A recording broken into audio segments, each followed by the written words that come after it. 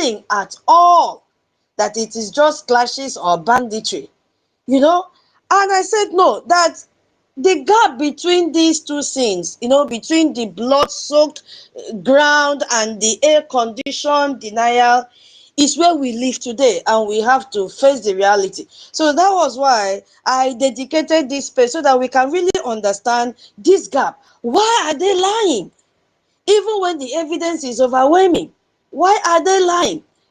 So when you see Tinubu say no religious crisis claim, I begin to wonder. Because I just want to start from this man called Tinubu. Eh?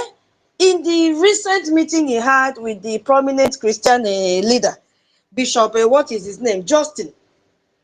And you heard what President Tinubu said. We heard exactly what he said. If you go back to that program, I just want to pick one caption from what he said. That made me to jump out and say, is this man really okay? He said, what is happening in Nigeria is not a religious crisis. And if you look at it, it was not a slip of tongue. It's not something that, it's not a statement that when he made it, he recalled it and said, oh, that is not what I meant. He was very serious, you know, denying what is happening on a global stage. And a bishop was there. This should be one of the bishops. Yes, even though he's the original bishop, but underground is not a bishop. Because I see no reason why a bishop should sit in the same place with a man that is denying the killings that is going on, and you call yourself a bishop, just like Bishop Kuka. I don't understand. It is so alarming that we have pulpit bandits today that are closing their eyes towards this killing. So, and I look at this statement that it is so dangerous and it is a faulty one, because when attackers specifically target churches, you know, during worship, we saw what happened in our massacre in 2022, and they shout Allah Akbar, Allah Akbar, because this was the message we got from the survivors. Yeah. Even the most recent one in their barracks, this was how they shouted before they started shooting indiscriminately. You see? So when you see this thing, it is not, for me, intellectually dishonest to claim no religious dimension. Because the Global Terrorism Index and numerous reports from organizations like Open Doors, that was the video I played while waiting for our people to join. Open Doors and the Christian Solidarity Worldwide have consistently documented these religions targeting these attacks, because they have their office also in Nigeria. It is an insult to the victim, because telling a congregation that watch its members, watch their members being slaughtered in God's house that was supposed to be a place for safety. Instead, it has become a slaughtering a house for them. That their death had nothing to do with their faith. Come on. It's a profound form of re-victimization on these people. You are just telling them that that their life experience is invalid. It is dangerous. Because by denying this religious motive, the government attempt to shield it from international laws. You know, like we saw the Nigerian Religious Freedom Accountability Act that is proposed by Senator Ted Cruz. That is what is making them to go mad now in social media. It has pained them. I will tell you why they are running mad, and you will also add your own point. It's because if it is not religious, then such acts don't apply. It doesn't apply if it is not religious. You see, because Tinubu claimed on 1st of October that security has improved. Meanwhile, bandits are seizing entire local government area in Kwara, demanding food and drinks as ransom. What is going on? This is a total collapse of that contraption called Nigeria. Nigeria is gone. Nigeria is completely destroyed. Anybody still having hope in Nigeria? Hey, your name is sorry. So I begin to ask myself, why are these people denying the reality? Why are they denying the truth that is glaring everywhere? And I begin to say that, one thing, these are all my own, how will I put it? My own belief. So when you pick your mind, you can also add yours. Okay. So what came into my mind was that these people just want to maintain this brand called One Nigeria. They want to preserve this brand called One Nigeria, because the Nigerian state that is being called right now and seen right now, they derive this legitimacy both domestically and internationally from the idea of, let's say, a unified multi-ethnic or multi-religious federation. And to admit that there is a systematic genocide happening within these borders is to admit that Nigeria project has failed. So they are so focused in hiding the wounds of their citizens and come out like, I mean, now if you listen to the message from Onyendu, the woman that is jumping like a pest in the UN, Amina is her name, a Fulani woman. She is there. That was why I played that Onyendu's a message. She is there pretending to UN that all is well in Nigeria because of the money she is sitting on, because of the amount of money that Tinubu government, right from a Buhari government, have been paying this woman. She's a Fulani woman. And come to think of it, what will UN do? Is it not UN that encouraged Nigeria and applauded them that they've integrated terrorists into their armies? He said, Antonio said, for peace to reign, that was the best thing to do. So how do we expect Amina now to go, as she has rightly tweeted today? You can go and check her Twitter. She has never heard Tinubu complain that he is having challenges. Can you imagine? I replied to her, I said, well done. Because she is there to protect Musa and Tinubu and Shetima. Because she has already painted this beautified environment. She has concealed all the atrocities. So for them to see this one come out from nowhere, they all woke up and saw this tweet from all these Congress persons. They are like, how did it happen? Because they were thinking that our APM carrying back, and they believed in the feedback that the saboteurs they planted in BRGIE were feeding them. So they thought nothing is happening. Okenke is a small boy. But the smoke started coming out before they knew what was happening. Bag and fire, explosion. And they are now running kitty, kitty, kitty, kitty, kitty. But it is too late. It is completely too late. So if they admit this truth, this truth will scare away foreign investors. They like painting themselves like everything is well. Oh, foreign investors come. So it will label Nigeria a failed state. So, when it triggers this sanction, because it is coming, the sanctions are coming. So they don't want all these pictures they don't want the international foreign investors to see or to believe the story that is trending on social media. So for them, it is better to manage the perception than to solve the problem, because the blood of the villagers, it doesn't matter to them. It doesn't. Excuse me. It doesn't matter to them. But the most telling signs of panic comes from Nigerian Senate. Well, I will come there very soon. If you go to Sahara Reporters and other media handle, you see what the senators are beginning to do. The same way they jumped out during a judiciary judgment from Canada, that they say APC and PDP that they are terrorist organizations. I just hope that the world will begin to connect the dots now and see why Canada first of all labeled them terrorists. And then look at what has been trending for the past 2 weeks, and they will say truly that Canada gave them the right judgment. Now the Nigerian Senate are moving to counter Christian genocide narrative. This is headed by Godswill Akpabio. Godswill Akpabio is a corrupt politician from old Akwa Ibom State. He embezzled a lot of money and had to decamp from PDP to APC, because once you join APC, your sins are forgiven.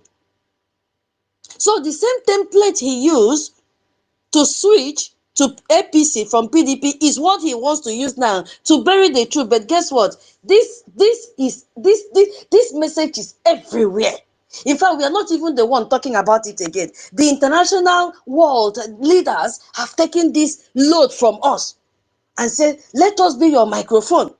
We know how to handle it very well. So, it is beginning to sink deep inside these senators. So their job is not to protect citizens, but to protect a narrative, because they see international pressure mounting. The 2025 accountability bill that has been submitted by Ted Cruz, this is the specific trait that these people are having, because Senator Cruz says it is time to hold those responsible accountable. He is pointing a finger directly at them, all those corrupt politicians, past and present. We will dig out their files. And you know that before they even come out to pass a bill, they have gathered enough evidences from past to till present. So their denial is like a direct response to the bill. So they are now scrambling to create an alternative reality before the sanction hits. But guess what? It is coming. They are denying because they want to avoid accountability and conceal complicity. Because I said, why? After keeping Nigeria one, what is the next thing? Okay, they don't want foreign investors to, to stop investing. They are scamming them, and they keep on bringing their money. So they want to avoid accountability because nobody has ever held them accountable in all the atrocities that they have committed. No one. They want to avoid justice. Yes, that is what they are looking at. Remember the El-Rufai, when he made one business coming, he said the federal government is not against bandits because they are doing business, not secession. This is a clue. So it suggests that powerful interests may be benefiting from this economy of violence. These ransom payments, because they are making accounts, they are making returns, just like police that stand on the road, they collect ransom, they stock money from their citizens. They are making accounts every day. They will take the money, go back to their office and share. Anywhere you enter Nigeria's office today, you must pay indirectly for the services. God leave you, you go to where they need light, you must pay money for petrol. At the end of the day, they gather this money, put it together, and first of all, share it to the head of the department, share, until everybody gets their share, and they go back home. Tomorrow, they continue the same thing. So the same thing is applicable to all the ransom that have been paid when they kidnap you, all the land grabbing that they are doing, all this political instability of rival groups, they are benefiting from it. So if they admit the killings are happening, then you answer the next question. Why aren't you stopping it? Will be the next question that they will ask them. So they must come out and counter what is happening. Because the repented Boko Haram program has also held them in their neck. How can a government that is reintegrating over 5,000 so-called repentant terrorists, as reported by Sahara reporters, simultaneously admit that those very ideologies are now driving the killings of Christians? They can never accept that. Even when US-Aid, when they were doing a program and they mentioned that the US-Aid fund was used to fund Boko Haram. So these people can never accept it because it has become a contradiction. Yes. So the denial for them is necessary to maintain this flawed and this deadly policy. They can never, because there are also direct complicity in what is happening. We saw what happened in Kwara State. That netizen from Kwara that was threatened for posting about the killings. He said, I believe government support it. You see, this is the real perception on ground. Because when a state refuses to act, and politicians just make, indiscriminate statement, like we saw the Sultan of Soko, public support for jihad. He came out, this man did not even hide his mouth. He did not even say, okay, let me pretend. He came out openly and give his support for jihad. You see? So they have to create a perception of endorsement. They will never allow this to happen because they are complicit in what is happening. Have you not seen the latest tweet? Where is it Katsina government that said that they came again to attack and he called the military? He did not get a response. The same thing Zamfara government said. And that tweet now connected the statement from Zamfara government that said they have to wait and get approval from Abuja before they engage the terrorists. When I have space, I will bring up that tweet again. So they can never accept what is happening. I know that when you pick Mike, please, you add more so that we deal with these people. Let the world know who they are. Because these people have brought official military disinformation. The one I call very big lie, which is their defense. Their defense have come out. Defense is the official mouthpiece. Go to the defense handle, you see what they posted there. The defense said Nigerian army dispels false reports of bandits overrunning troops in Kwara. My people, even when video is there,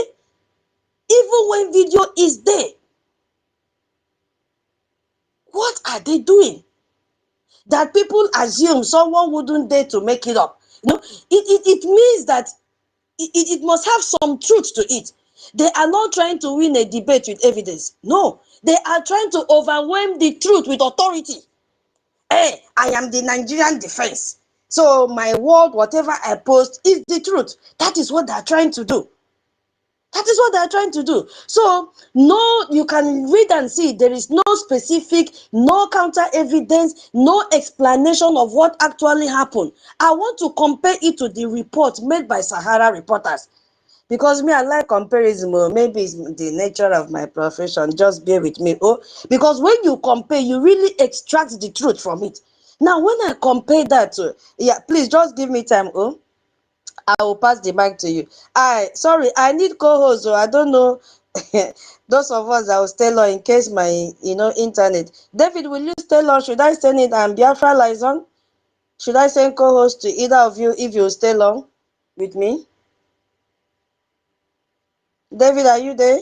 Should I send co-host to you? Biafra liaison, should I send? Will you stay long? Oh, David is showing me sign of crying. Sister Tutor. Should I send to you? Will you stay long? I have told you this thing before. If you want to send co-host to me, feel free to send. Don't be asking me. All I want to hear is that Biafra liaison, I have sent you a co-host to receive it. Okay. But if you are asking me a question, I may not respond to it. Okay, thank you. I've taken note of that. It's not good to impose, but as you said it, everybody here will bear me witness. Thank you. I will always send. Thank you. I appreciate that. David is okay. I've sent it to Nyengere. Thank you so much. So, where did I stop?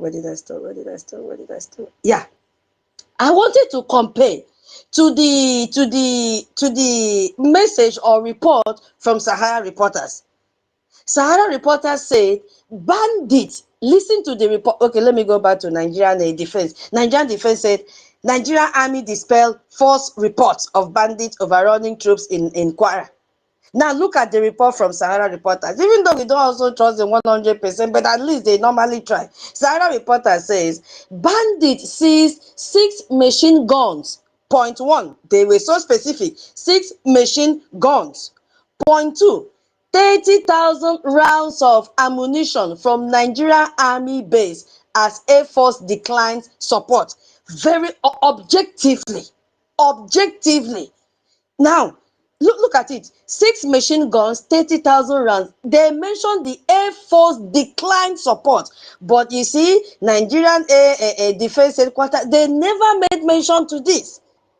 You see, they just sit in their comfort zone and then gave order, Bakam, just put this report. We have to counter everything, because I saw their irate coming out to say, hey, it is time for Nigeria to begin to count. Even those that bear Christian's name, I replied to them and say, you are not a Christian. You are Fulani bearing Christian name just to gain views.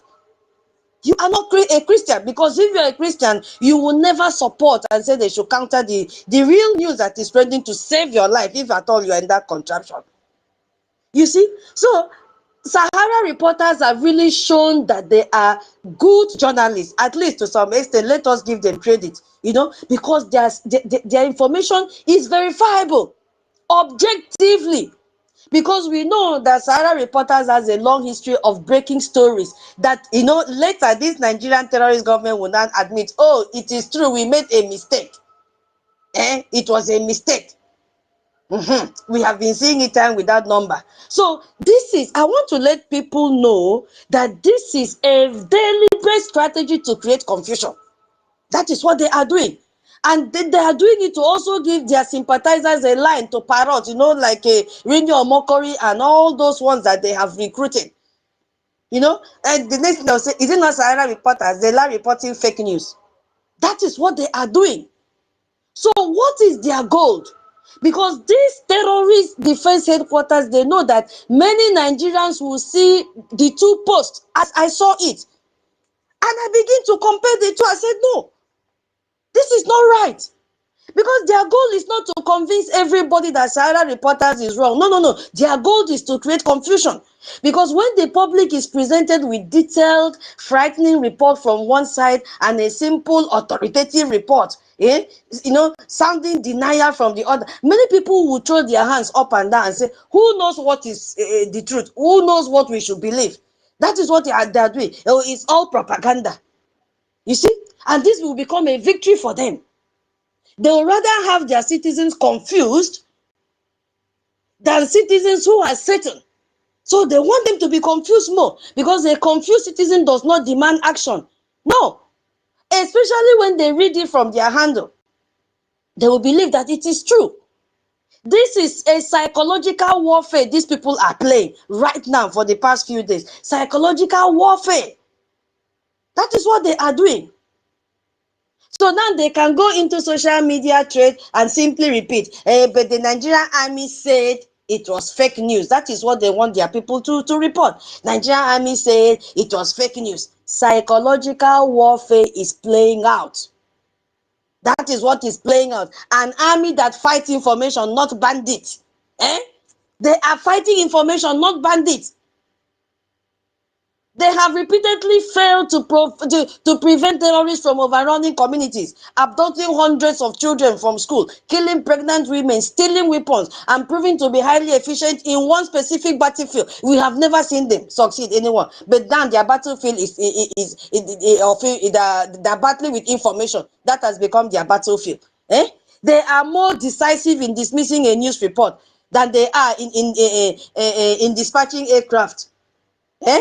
So this tells you everything you need to know about their priority. They want to cover it. They are protecting their image because it is more important than protecting the lives of Nigerians, or even confronting the truth of their own failures, because they have failed. Because this official military disinformation is not just a public relation tactic. No, it is a betrayal of the oath to protect and defend its citizens. So they are looking for a way to dodge from this responsibility. You see what they are doing? And that, as if that was not enough, they now started paying propaganda machine. One of the very first person they paid is Reno Mockery. Because when official denial fails, what do? They will deploy this online e-rat. I just read one, they said that Mockery has become the new APC. They call him, I don't think people have seen it, they call Mockery the new APC content creator. That is his new appointment. Please, my people, share this page. Share, because we will not take a lot of time. We saw in 2017, I had to bring out all that he tweeted before, past years, before money changed hand. Before money changed hand, in 2017, he tweeted a lot, but I'm not going to go into much detail so that you people can also, say one or two things. Please share the space, Bikono. He said, even Buhari, Osibanjo cannot say extremist Muslims are not killing Christians. And then I asked him when I saw, but today I asked him, what has changed? What has changed? Today, the same man is downplaying the killings of Christians, the killing of Biafrans as well. It's not about change of heart. It is a change in payroll. Something has changed. Another one, he said, their voice is so loud condemning injustice against Muslims in US, yet very silent in condemning genocide of Christians in Nigeria. This is Omokri in January 29, 2027. What has happened today? What has changed? Because a Yoruba man is sitting as the president and has called you and said, come, because you are a hungry man, take this money. He even went as far as, creating videos to counter the killings of Christians in Nigeria. I pray Nigeria will happen to Reno Mockery. Yes, so it will happen so that it will also experience what other families are experiencing. I saw some claims. People are even saying that the numbers are exaggerated, that there is no Christian genocide or whatever, that it is propaganda. They are paid to look into the camera and call mass graves propaganda. They don't have conscience. A lot. There's another one that said our PM highlighted they signed peace pact with the same terrorists, giving them a vina of legitimacy and a public relation victory, while the massacre continues unabated. These people have said so many things. Now, the one that pained me most is Femi Kayode. Femi Kayode, that spoke the truth before, but today he denies with the enemies. He denies, he's dining with them, rolling on the same bed with them. In 2018, Femi Kayode boldly declared that Nigerian armed forces were colluding with bandits killing Christians, and rightly compared the persecution of Christians to the Holocaust. But today, the same man has joined the very government that is enabling this genocide. You see, they are using the blood of the matter to gain political relevance, just like Obi, just like our Onyendu siblings.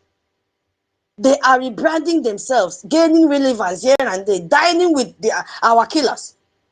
You see what they are doing?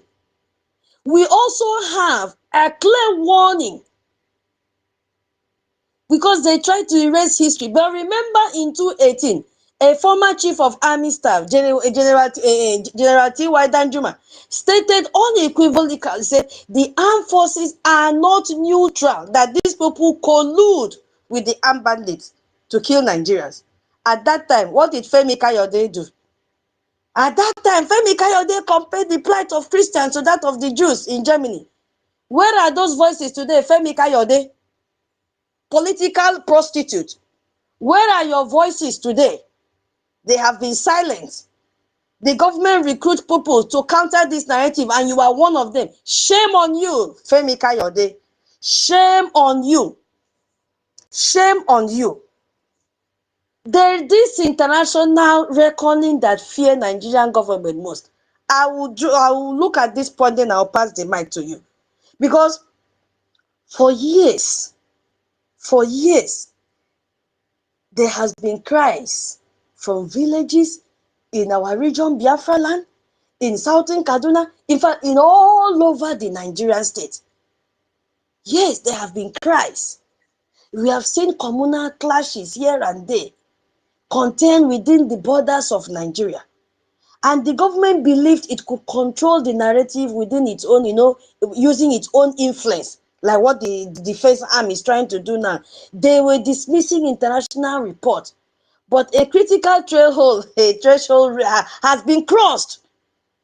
Yes, there is action potential that has been generated because we have reached that threshold of minus 55 millivolts. Action potential has generated, and nowhere is silent anymore. Yes.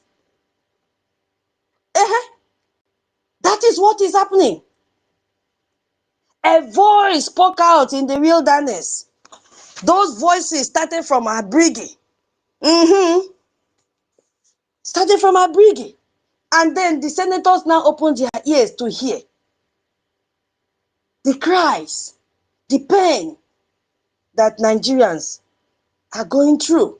So the world is no longer asking. It is now accusing. They're not asking Amina again in UN what is happening. No. These people came directly to get first-hand information, real-life events, real-life information. They have transformed a Nigerian problem into a test case for international human rights and religious freedom. So the world is no more asking. It's no longer asking. It is now accusing them because they know the truth. Look at the evidence of this shift. Just look at it. It's no longer just activists and diaspora groups speaking out. The condemnation is now coming from the hallowed halls of Western government. The US congressman, really Moore, he didn't just issue a vague statement of concern. He specifically condemned Boko Haram takeover of Kewara in Borno and the broader persecution of Christians. Because this is so specific, and in cases like this, you have to be very, very specific so that you have your target. You don't miss your target. You don't guess. You are very specific so that you have a focus and you have a target. He mentioned the name Bagam because he watched the video. He saw everything that happened. It was not AI generated. So it shows a deep intelligence-driven understanding of the situation on the ground. Yes, because they feel when these people are doing their shooting, that when they do video that they're intimidating us. No, they help us to have more evidences against them. Yes, because cutting through the Nigerian government banditry smoke screen, they just pierce through it, because it's called for the US president to use, he said, use every tool at your disposal. It's a direct word. It's very, very direct to the kind of legislative action that we are now seeing. We saw Canadian Parliament standing ovation, because when Andrew Shea condemned the persecution, he didn't just get a polite hearing. No, he received a standing ovation. This is a profound political and symbolic act. Yes, that is what happened. He pierced through, because this kind of solidarity terrifies the Nigerian government, because it cannot be dismissed, as normal. It's not business as usual. No, it has even gone beyond individuals taking the hot pan on our head. Now, US international forums are the ones spreading the news. The game changer called Bruce Cruz the game changer, which is the bill, because that bill has gained critical mass. Yes, but the most important concrete development is the momentum behind Senator Ted Cruz. I salute you, sir. Nigeria Religious Freedom Accountability Act. I salute you with that bill. Because initially it was Senator Cruz, a long-time champion of this cause. But now we have the game changer news. 4 more US senators have joined him. 4. And more will still join. And I've not counted the one in Canada. Even the one in UK, I have not reached there. So it is not just a minor update. This is a bill gaining the critical mass needed for serious consideration. Yes, because US senators do not, lightly attach their names. Our APM made a statement last time. He said, when US step into a matter, they don't give up until they reach the end. They are determined to take this journey till the end. They are determined to sanction Nigeria. I shared the link of the bill, I think yesterday, in my Twitter handle. From their website, from this senator's website directly. I picked it from there and I tweeted it, so that those that are crying will see so many things to cry about. Yes, because their involvement means that they have seen the evidence, they have seen our own evidence, they have report from Inter-Society, they have satellite imagery, they have the victim test. What else do you want from them? And you are jumping out to come to social media and disgrace yourself that such thing never happened. So they have found it credible and compelling enough to risk this diplomatic friction. Of course, they have to risk it. What are they getting from Nigeria? Nothing. The resources comes from our land. Yes. So the goal is to officially redesignate Nigeria as a country of particular concern. If they like, let them cry from now till tomorrow. It has been sealed and it will happen. Yeah, because this is not just a shame and blame title. It is a legal trigger. Who started it? Who unscrewed the bolt that was rusted? BRGIE. BRGIE. Because it's going to unlock this powerful tool, targeted sanctions, including their family members will collect it. They will be visa banned. They will freeze their assets. All against all the politicians, Nigerian politicians. So imagine a governor that has been blocking military action. Imagine, or making inflammatory statement, being barred from sending his children to university in the US. You know what that means? They will come back to their country. That country that they beat terrorists, they will bring their children back there. They will school there. Terrorists will take over them and kill them. Yes. So this is what they are afraid of. They are not afraid of our tweet. No, they are afraid of their offshore accounts being frozen. They are afraid of returning their children back to Nigeria. That is what they are afraid of. None of their children are in Nigeria, especially Wike. All of them, that they've sent their children abroad. Soludo, all of them. It's only them that is left in Nigeria. Because this their panic has revealed a lot of things. It's revealing that they are admitting guilt. They are admitting guilt. How do we know that they are panicking? Look at the tweet from a defense. They say, we've officially crossed into dangerous territory. Those driving this false narrative are not prepared for the consequences. God damn it, consequences. Who will bear the consequences? You. So they are panicking. So they are panicking. For them to come out and tweet this, they are panicking. They are admitting that whatever has been tweeted is true. So they are right about one thing for the first time, that we have crossed, according to them, into a dangerous territory, the territory of accountability. Yes, so they will collect. They must collect. So they have the entire situation backward. They are the ones who have been driving the false narrative of no genocide, no religious persecution, that everything is fine.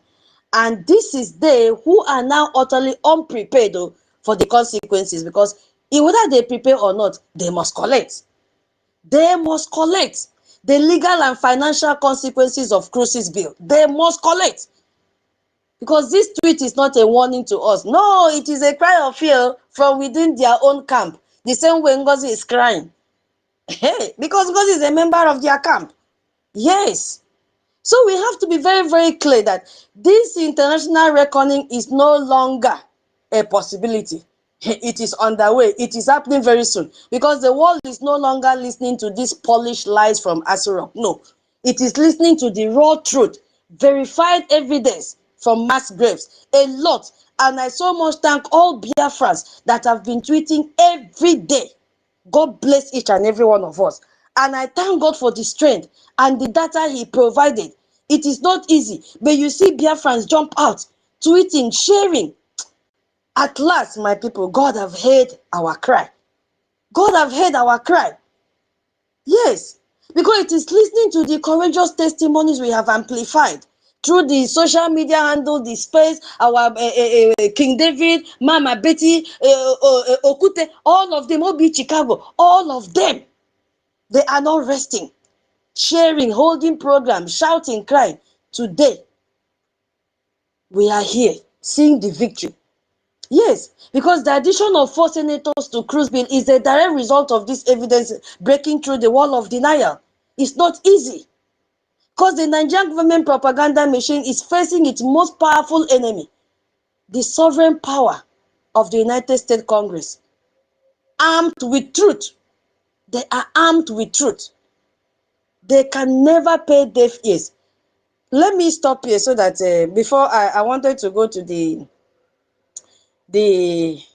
well, let me just hold it here so that my people will have what to say before I continue. Let me not talk everything. I'll still come back if time permits. Yeah. Onyenyere, I passed yeah, I passed the mic to you, Onyenyere. Please go ahead before I Okay, continue. okay, thank you very much. The Twitter of the Adianya Biafra. How are you doing? I hope you are doing good. I'm good, good, my brother. You are highly welcome. I hail all Biafrans. Good evening, good morning, good afternoon, depending where you are watching or where you are streaming from. You see, when you talk about Nigeria, I really blame those gullible people that call themselves Nigeria.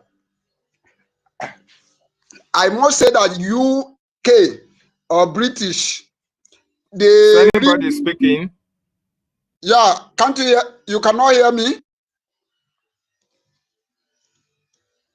You cannot hear me, David, and I am speaking. David, go down. Is I'll anybody bring you up. speaking? Yes, I will take you down and bring you up again, okay? Onyenye, go ahead. I'll handle it. Go ahead, Onyenye. What I'm saying is that British really did a mathematics by bringing, will I say, bringing oil and water and kerosene and mix them together. That is what British just did to us.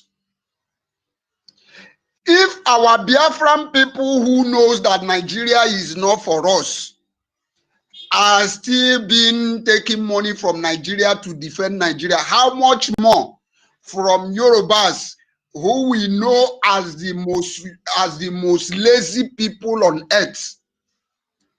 Should I say The people that can bow down because of peanuts. You can, a Yoruba man can fall down on the ground for you to match his head because you want to give him 1,000 naira. So all these things is what you will just, when you look upon all these things, you will know that what British did to us is they did very, very, what they did to us is very, very so much dangerous. That is why whenever you are talking about this useless country called Nigeria, you will see people coming to defend them. Who are those people defending them? Those people that can take just 1,000 naira just to defend Nigeria. Sorry, please, somebody is knocking for me. Sorry, please. Give me that 1 minute.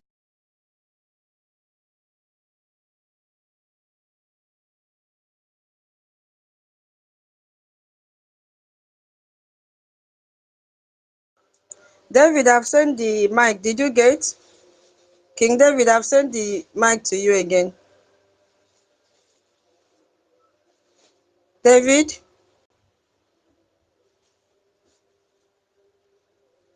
Only Onyenye is on mic. Okay. All right. While waiting for Onyenye to come back, since there's nobody on mic, while waiting, let us hear from the man that matters, what he said.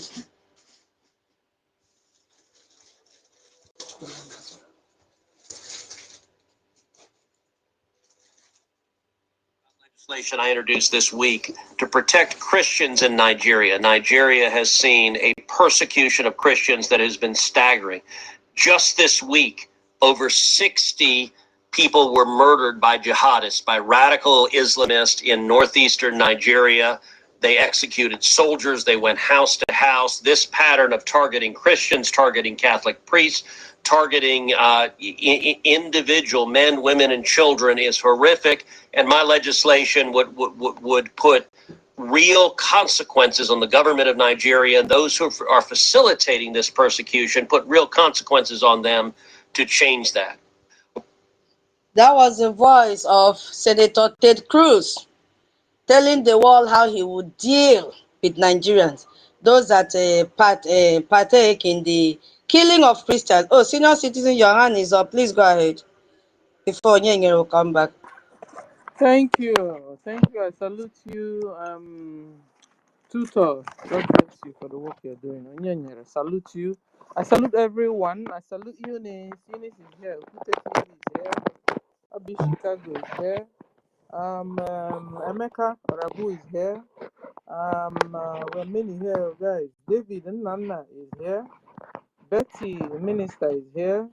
Toxville, Beno Wabo. Guys, okay. Tutor, should I greet? You know, I like greeting. Should I? Or I should just.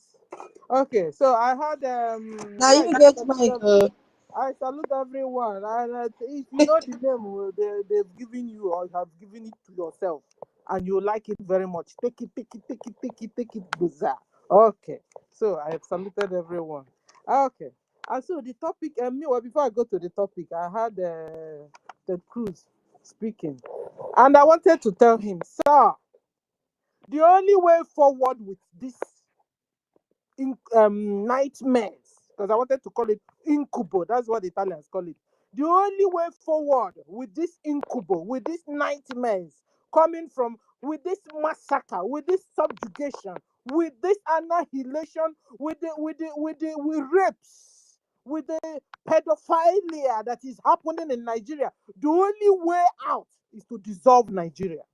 Sir, Ted Cruz, dissolve Nigeria. That's the only way out. Can you imagine a country that is killing its own citizens? Nigeria government is killing her own citizens, annihilating her own citizens. Last time we saw the Musa is the chief of defense staff of Nigerian military, told the whole world, the whole Nigeria, that Nigerians, that Boko Haram, which is #1 deadliest Number one deadliest terrorist group in this whole wide world. He told us, Musa, the chief of military or defense staff of Nigeria, told Nigerians that Boko Haram have repented and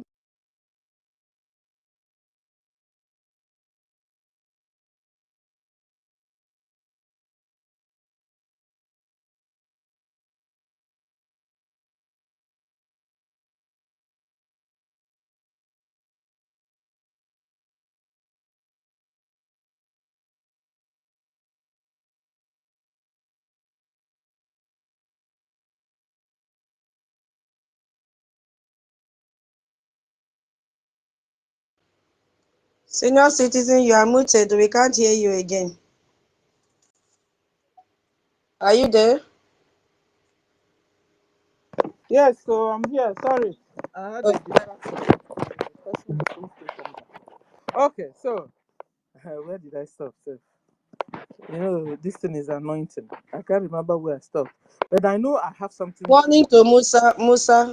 Yes, Musa is number one liar, a traitor, a killer. He is the very one creating insecurity in Nigeria. Musa is the chief of defense staff of military Nigeria. He is the one creating insecurity. He is the one killing Nigerians. He is in charge. He is the very person given the go-ahead to kill Nigerians. Why? Because Musa told the whole Nigerians and the whole world that Boko Haram have repented and that he has now enrolled them into Nigerian military. Guys, you can imagine when a terrorist has been enrolled into a country's military, what will be happening? Your military have become a Boko Haram military. No wonder your military have become terrorist military. In fact, your military, colleagues kill their colleagues. You know why colleagues are killing colleagues of Nigerian military? Because half of the Nigerian military are Boko Haram itself. That Musa, the chief of the defense staff of Nigerian military, told the whole world that they have repented and he has enrolled them into Nigerian military. So these Boko Haram Nigerian military are killing the indigenous Nigerian military. You see why I'm telling you guys that Musa is number one deadliest person in this whole wide world. A killer. A traitor. He's massacring Nigerians. And he's covering it up. You have had General T.Y. Danjuma, a former general in Nigerian army, told the whole world that Nigerian military collude with Boko Haram. When you hear bandit is equals to Boko Haram. Boko Haram is equals to now Nigerian military. A former general in Nigerian army, told the whole world in a video, Google it, you will see it, T.Y. Danjuma. He told the whole world that the Nigerian military collude with the bandits, collude with Boko Haram. That Nigerian military facilitate the movement of Boko Haram. They supply them ammunition and they kill Nigerians. He was telling Nigerians, rise up, defend yourselves. If not so, this Nigerian military will kill all of you one by one. Google it. So what else do you want to know? That Musa is a traitor. Arrest Musa. That's what you're supposed to do. And then a Christian Biafran leader, Nigeria terrorist government, held him in their prisons for the past 5 years for no just cause. He has not killed anybody. He's not a Muslim. He's not the one bringing jihad into Nigeria. Meanwhile, the traitors, the terrorists are allowed to move freely in Nigeria. This is what is going on. So let's get to the topic. So I wanted to tell Ted Cruz, whatever you're doing, make sure. In fact, Nigeria have crossed the Rubicon. They have crossed it. Every day, not less than 100 people, Christians, are being massacred in Nigeria. You will see their media carry it. because they did meeting among themselves and no one must carry it. So sanctions will even sanction. You give a sanction to a country that is normal, or maybe they did one bad thing or the other. You don't give sanctions to a country that is lawless, that don't obey any rules of engagement, don't walk by any rule, don't. These people are in another world. They are in the medieval. They don't understand nothing. In fact, to them, to kill you, they go to paradise. You kill them, they go to paradise. Is this the kind of country you want to give sanction? They don't understand it. The only way forward for Nigeria is to dissolve it. Dissolve it so that Yorubas will have their own nation, Hausa will have their own nation, Biafrans will have their own nation, Middle Belt will have their own nation. Dissolve Nigeria and get it to at least into 4 different nations at least, so that you can save lives in Nigeria. That's the only way forward. If not so, sanction or no sanction is only waste of time. Why is your pronouncing sanction? These terrorists, they don't understand what is sanction. They are busy massacring Christians. Christians are dying like chicken in Nigeria. Terrorist Fulani will enter into a community or into a house. We'll ask them, you want to be a Christian or you want to be a Muslim? You say you want to be a Christian, they chop off your head. That's what is going on. Before, they take joy and pride in showing the videos. Now it seems Musa have warned them, stop showing the video. Now they are no more showing the videos of what they themselves are posting, of what they themselves are doing. Ladies and gentlemen, this is not a time of too much talk. It's a time of action. Nigeria Christians need a tangible help. And the only way to get to this help is not food. Nigerian Christians don't need your food. It's not when you stay alive, you can look for food. You can look for humanitarian supplies. What they need is rescue. Nigerian Christians need to be rescued. Rescued from the den of Islamic terrorist Nigeria people. Military. Nigeria Christians need to be rescued. Rescued. Not humanitarian food. They need to be rescued. Nigeria needs to be dissolved immediately. Like immediately. To save lives. Because they are, before they will tell you, Nigeria is 225 million or 35 million. I'm telling you, Nigeria now should be around 120 million. Yes. You don't know the rate these Fulani are killing Nigerians. You don't know the rate. The worst part of it that nobody's speaking. If you speak, bam, they'll collect you, kill you. Okay. So that's by the way. I salute everyone. You see one in the comment. So let's get to the threatening me to come back to truth and join what? Under attack. Criminal. Why Your name is Ibuchuku Philip from Facebook. I will get you now. Killing. From Chicago. You see, a country without this living God is a dead country.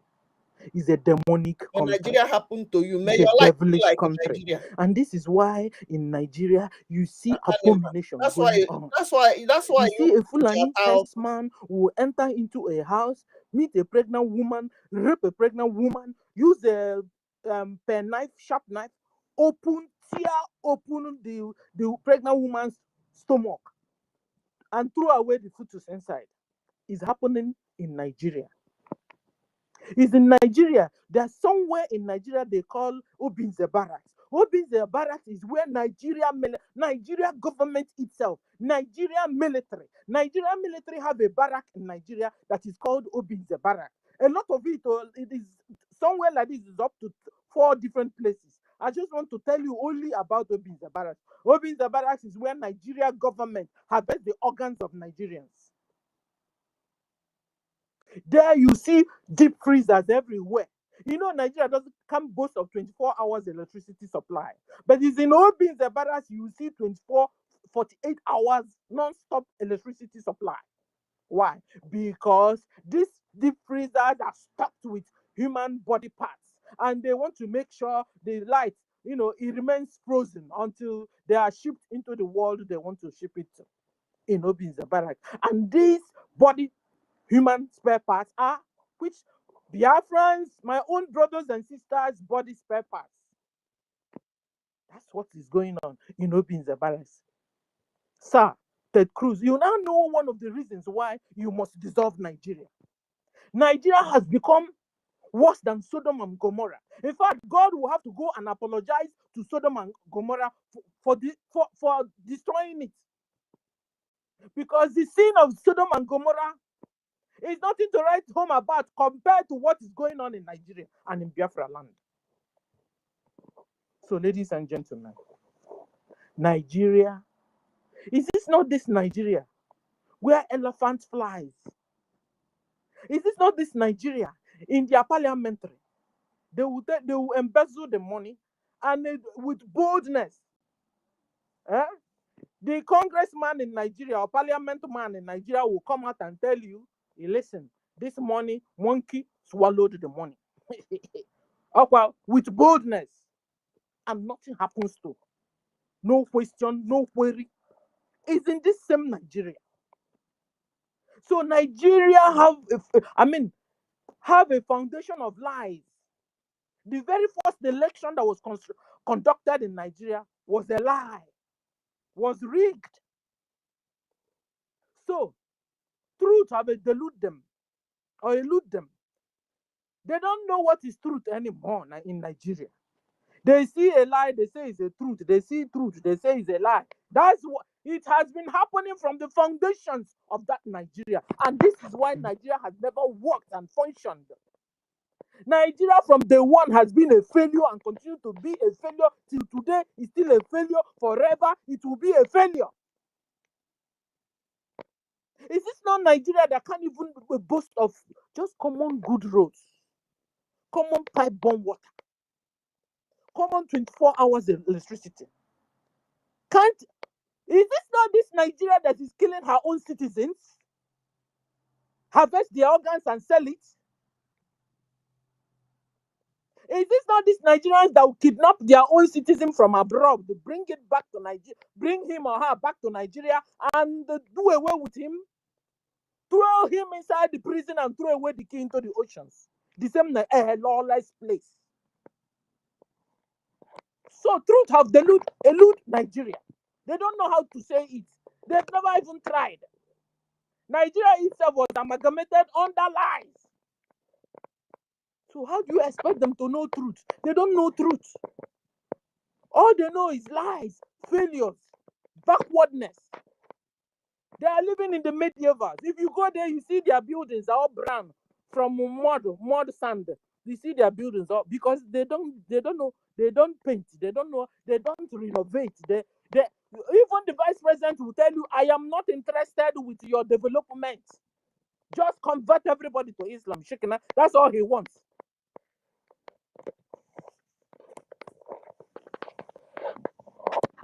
And the purpose from day one, what caused 1967 war, has been to what?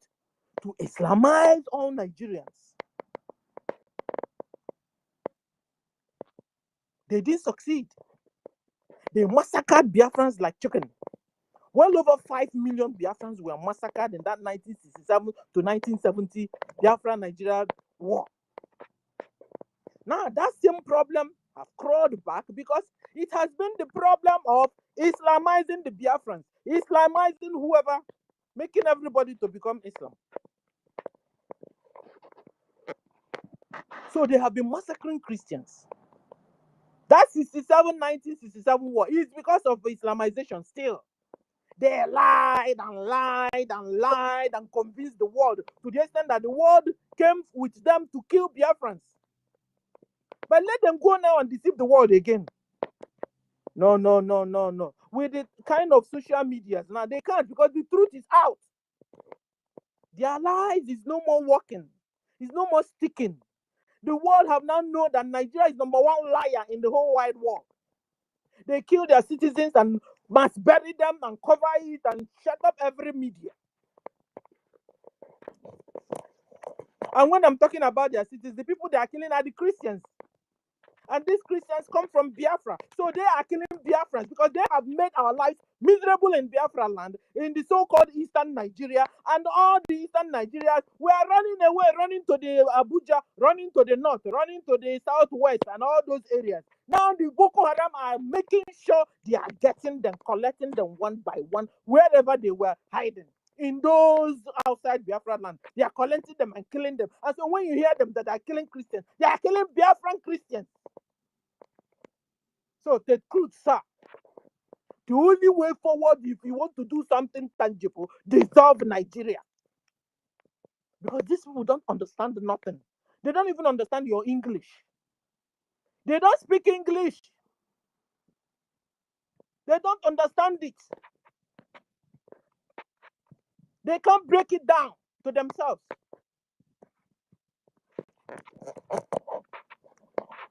They say when they kill a Christian, they go to paradise, sir. And when you also kill them, they go to paradise. What do you think we should do? Is it not to separate ourselves? Bible said, separate, go away from among these people. They are not my people. God said that these people are not his people. Listen, this is last days. Gods are taking their own children to their side. Satan is taking his own children to his side. God himself is taking his own children to his side. And then everybody will now go and live according to your kind of system of your God. But you don't come and shuffle your God on my shoulders. Your God I don't understand. Your God that chop off heads. Your God that marry a little baby girl of 2 years, 3 years. Your God that can sip a little wine that makes your stomach good. Your God that will cover women from head to toe, open their eyeball will be coming out from a dark material, even under in Africa that is very hot. Your God that wouldn't allow women to be free. Your God that will give you 72 virgins, and when you are hearing virgin, male virgins. These people are not my people. We have tried to coexist, but it's not working. It has never worked.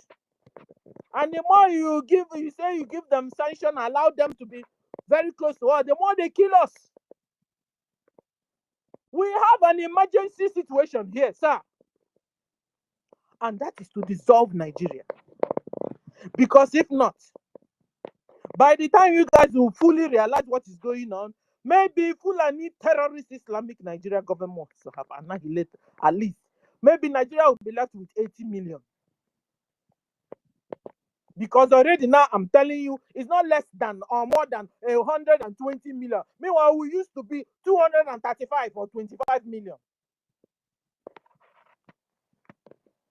I don't understand what's going on. Is it that the global world, they want to just finish Nigeria, finish the indigenous people there, and then they themselves, that is wherever, will now come and occupy the rest of... What is that? The world will be empty. This is not the plan of God after all. The world will be empty. Why are we allowing some people to have right to kill others?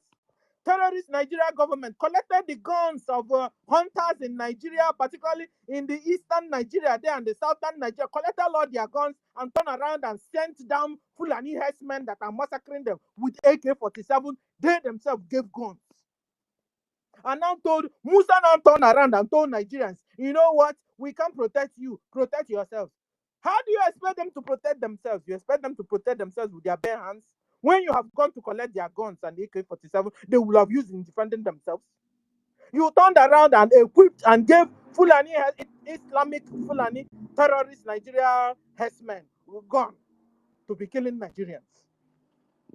In the day, they will become Nigerian military. In the night, they will become Fulani herdsmen. But they are one and the same. Ladies and gentlemen, abomination is going on in Nigeria. Nigeria must be dissolved so that lives will be saved from the hands of Islamic terrorist Fulani Nigeria government. Thank you. Let me stop here now. Tuta, thank you for the opportunity of giving me. Bye for now. Thank you, senior citizen. Don't buy. When you tell me this buy like this, I'm like, Okay, I hang won't be up. telling you. Yeah. Yeah, you're Hang right. on, hang on. Oh yeah, yeah. Thank you so much for your submission, senior citizen. You know, this thing is, it's so hurtful to see the way our people are being killed every day, and they are trying to conceal it, even when we have all the evidences. They try to conceal it. Thank you so much. Yeah. Onyenye, are you there before David? David has managed to be on the mic again. Yeah, I'm here. I'm here. Okay, welcome back. David, please hold on. After Onyenye, you speak, okay? Yeah, I was being interrupted by some people. Thank you for giving me back the mic. Like I was saying before I was interrupted, I was saying that what are we supposed to be expecting in a Nigeria where they bring oil, bring water, bring cuisine and mix it together and call us Nigeria? These are the things that are meant to be happening. In a country where a Yoruba man will be fighting is their turn. Now they have their Emiloko as their president. They have gotten their turn, and they now believe that whatever that man do, they need to defend it because it is their person. Can't us see that this country is not meant to be won? So these are the things that are supposed to be happening in a country like this. You have these gullible Hausas that doesn't know. They fall among those who don't know what they want. They don't know what they want. They don't even know how to go for what they want. Now Fulani has from nowhere take over their land, and now Fulani is the one causing all the atrocity that we are witnessing. They have subjected every Nigerian into poverty. Right now, poverty has made Nigerians, their brain is damaged due to poverty. All these mind game Fulanis are playing, they are capitalizing on the poverty that they have subjected these gullible people called Nigerians. When you see them celebrate, they celebrate October 1st, you will see some Nigeria, even as Fulani, even as they are killing them, you will see them still celebrating this their useless country called Nigeria. You will still see even the some of the Christian that we are fighting for. Some of them are the ones coming out to defend this Nigeria. Some of them are even praying for God to revive Nigeria, that they have seen that this country have damaged beyond repair. Sometimes you begin to ask yourself, is these people really okay? And this is where we need every Biafra to come out and speak. Had it been Biafra Republic government in exile have kept silent and they did not speak, or we are not coming out to speak, do you think that the lawmakers of United States of America will speak, will be saying something right now? They are seeing what is happening. But just like a proverb that has been given time without number, that it is only when two people are fighting that somebody will come and ask what is happening. If two people are not fighting, if somebody take over your land and you refuse to do anything, nobody is coming for you to ask you what is happening. This is a simple a simple way to fit in what is happening right now. So we Biafrans need to come on board and speak more. We need to speak more. We need to do more. In every ramification, we need to do more. As a matter of fact, the next time I will hold space, I am going to put in I'm going to create a YouTube. I am going to put in my YouTube account and my Facebook account. I will tell Biafrans to go and follow me there, and I am going to be posting. I used to post, but I have not made my Facebook official here in this Twitter. I don't hide for anybody. I show my face on Facebook. You cannot do me anything. Man die once. Man know they die 2 times. If you see my face, you see me. Before you will kill me, I will bite you. If I cannot bite you, I will pinch you. I must get something. I must do you something. This is a freedom fighting. In a freedom fighting, you must do something. You need to see, I used to speak very rough on Facebook. It was my wife that used to call me and tell me, Oga, you have to calm down. Oh, you know, very soon you may travel, come home, this, that. The way you are speaking, it may put yourself in danger. I show myself there. I tell her that, do you see one of the problems that we are having? Why you need freedom, you need to live a good life, but you don't want to pay a sacrifice that is involved. How long are we going to you like Sister Stella said, or let me just react it from the topic that says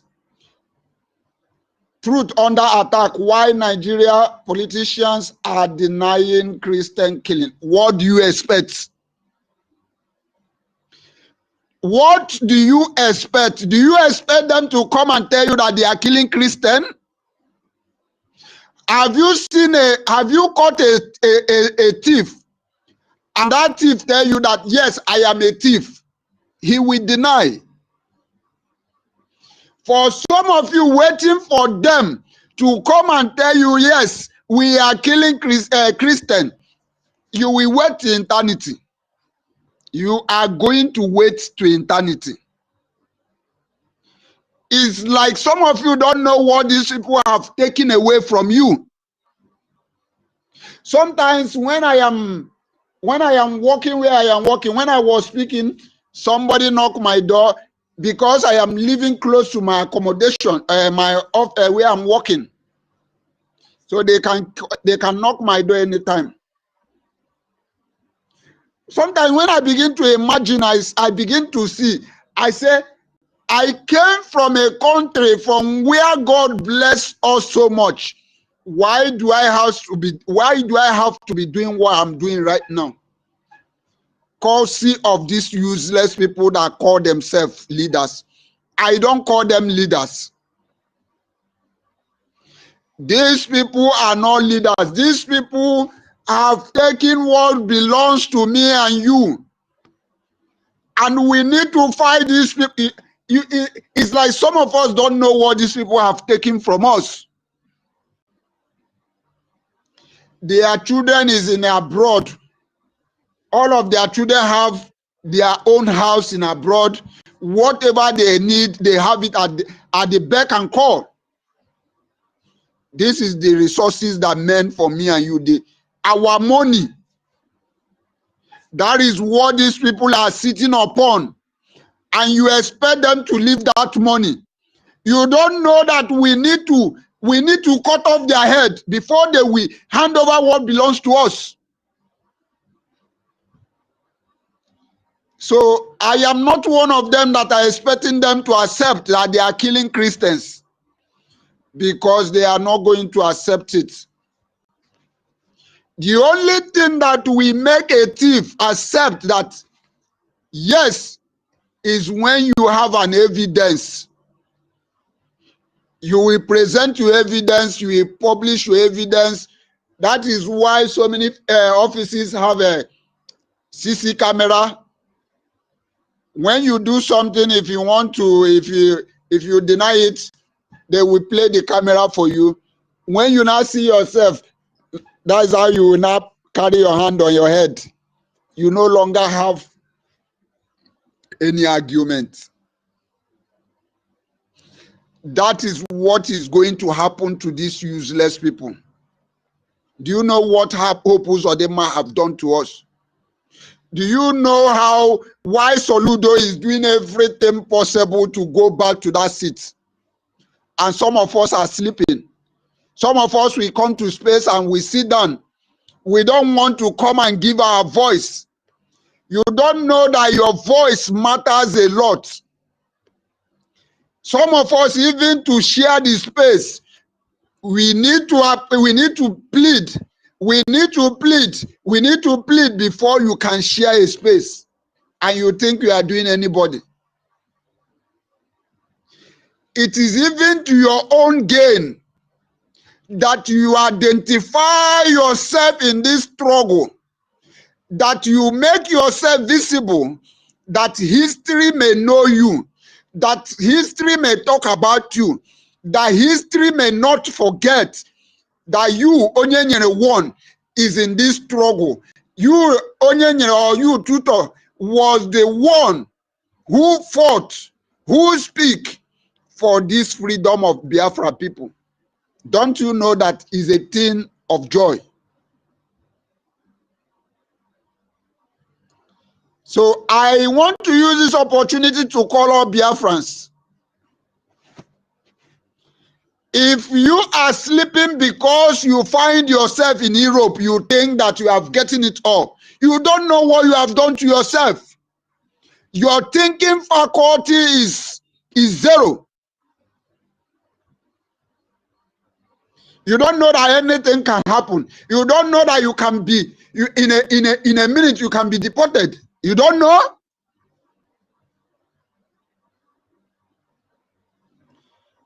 You may be deceiving yourself. Oh, I have you have acquired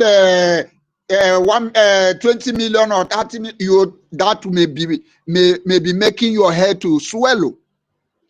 But that money, something will happen that will strip off that money from your hand. Like I was watching one guy, they called him Lord Zeus. You need to see how this guy has been helping many women. I look at it, I say, well, this guy may be thinking that he's doing the nice thing, or to him, he's doing nice thing. And I also hate him for what he's doing. But I need him to know that that is not the right way or the right thing to do for the people. How many people are you going to give that money you are giving? The best thing you can do is to give them freedom, is to support, to see that freedom come. I see some a child of is it 7 years or what, having a kidney, her 2 kidney has failed. The family was crying. I shake my head. I say, had it been we had Biafra, had it been we have restored our country, will this kind of thing be happening? I am calling on you, Biafrans. This time around that the world have been hearing of, has been speaking, this is the time we need to come out. This is the time we need to speak. This is the time we need to add more fire on what we are doing. A word is enough for a wise. Please, let us do this thing. Remember that our leader, Nnamdi, is still in dungeon because of this freedom.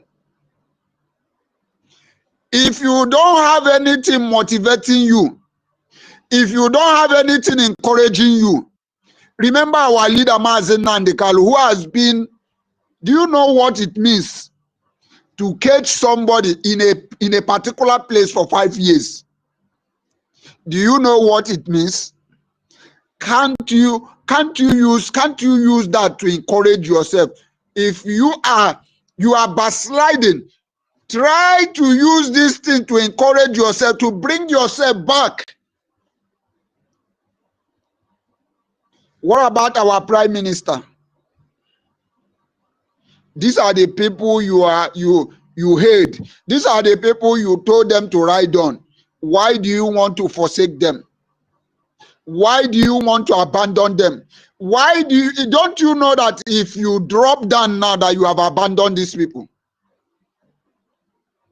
So we are calling on everyone, please, let us come up in mass. In our fundraising, let us come up in mass. In our space, let us come up in mass and speak. If it is the time we used to gossip, we used to, as in play saga, that is when you see people, you see how many people requesting, even mic will be occupied. So many people will be requesting mic. But we are not in saga, or we are not in fight with. We are speaking it the way it is now. You are not seeing anybody in the mic. It's not encouraging. How do you encourage somebody who is hosting you to come out tomorrow and host you the more? If you cannot come to the mic and speak, that will motivate that person to also come out tomorrow and host you again. So we need to wake up. We need to wake up. Let's tell ourselves the truth. We need to wake up and do the needful. Thank you very much. And I would like to read it here. There is something I needed to say, but it just skipped my mind. But whenever I remember it, I will come up with it. I will still come up. Thank you very much. I yield my mic here and day one. Thank you.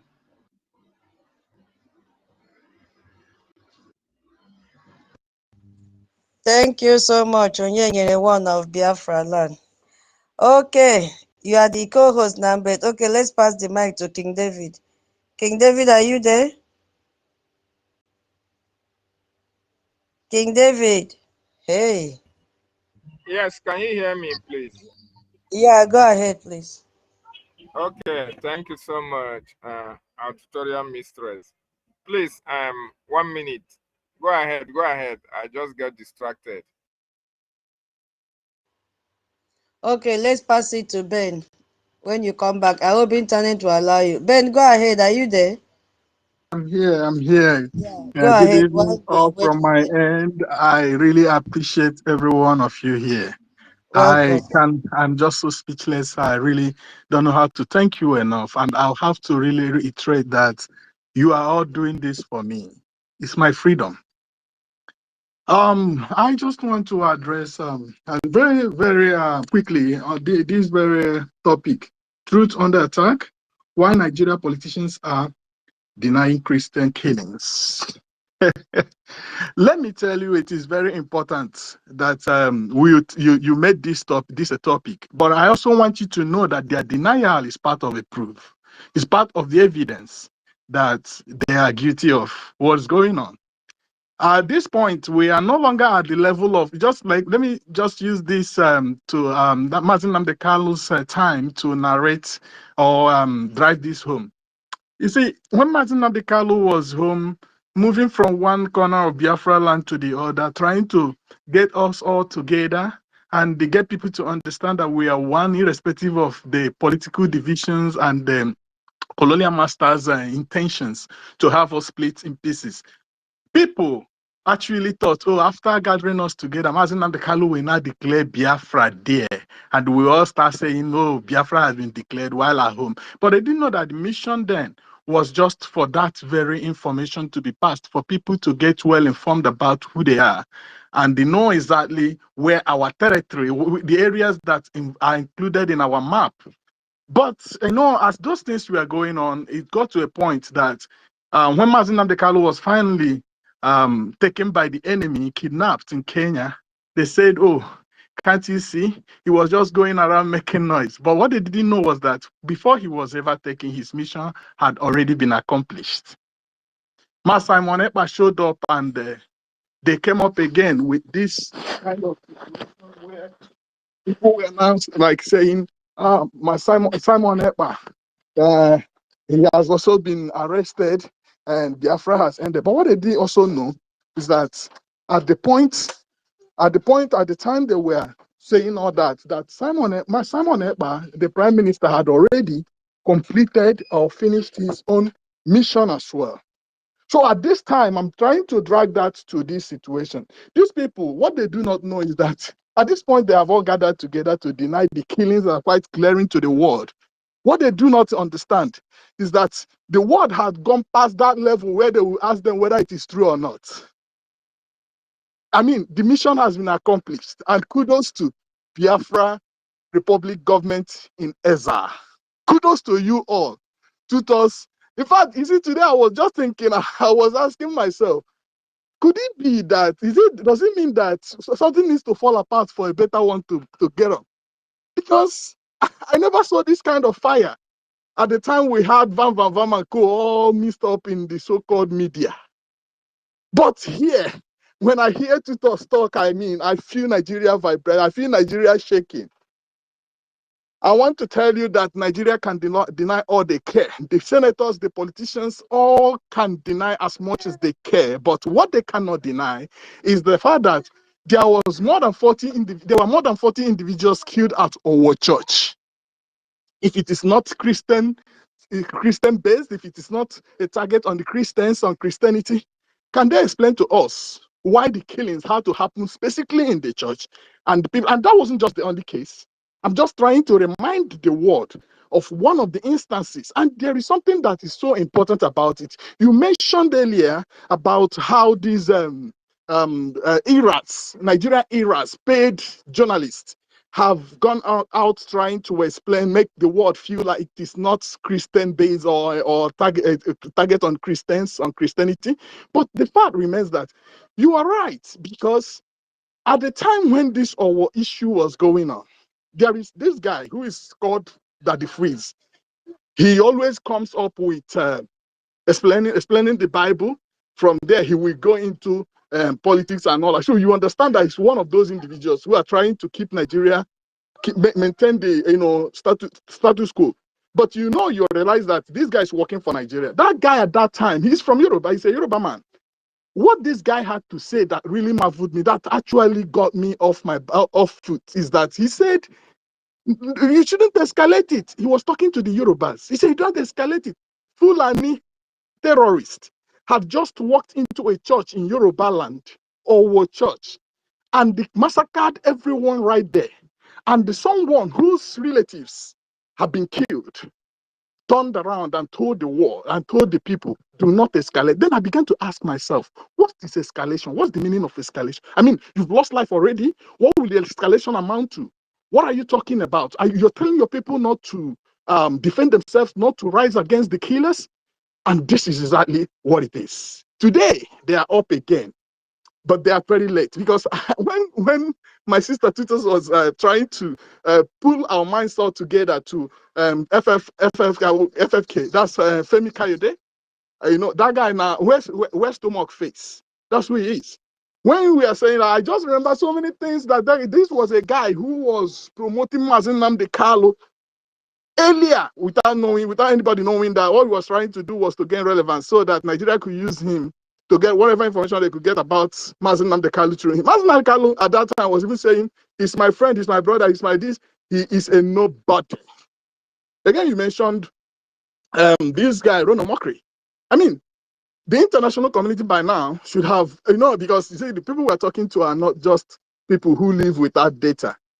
This information we are talking about, believe me, each one of these individuals who will open their mouth or has opened their mouth to say that Nigeria, the terrorists in Nigeria are not killing Christians, or it's not a Christian-based killing, the whites will go and they run a background check on them. What they have said in the past, saying now and yet to say. So they're definitely going to give themselves away. And I want everyone to understand that this Biafrans, when you actually want to discuss Nigeria by region, oftentimes they will always tell you the Biafran base, which is the Christian region, because we are the actual Christians. So when they say Christians are dying, they are killing Christians, it's the Biafrans that they are killing. Today, the people focus on what's going on in the north, northeast, not that, not that. But they are not talking about how Okigwe has been deserted, how Okigwe has, the people in Okigwe, which is Biafra land, have been killed by the same Nigerian military, Nigeria army, which is actually what I call a constituent of Boko Haram terrorists. This is a government, Nigeria government in description now.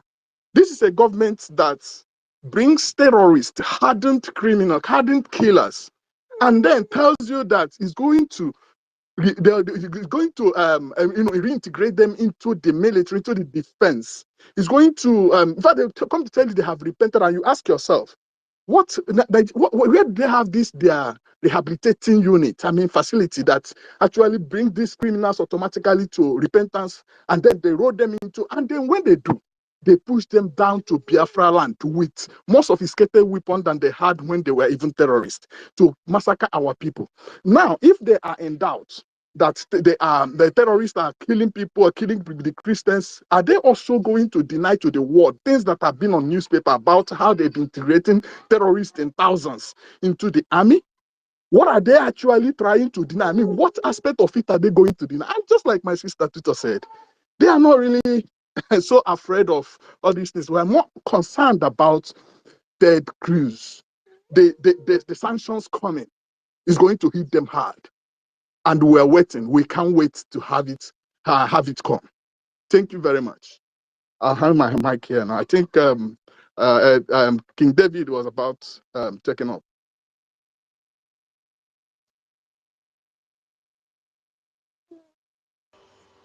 Yeah, Ben, are you done?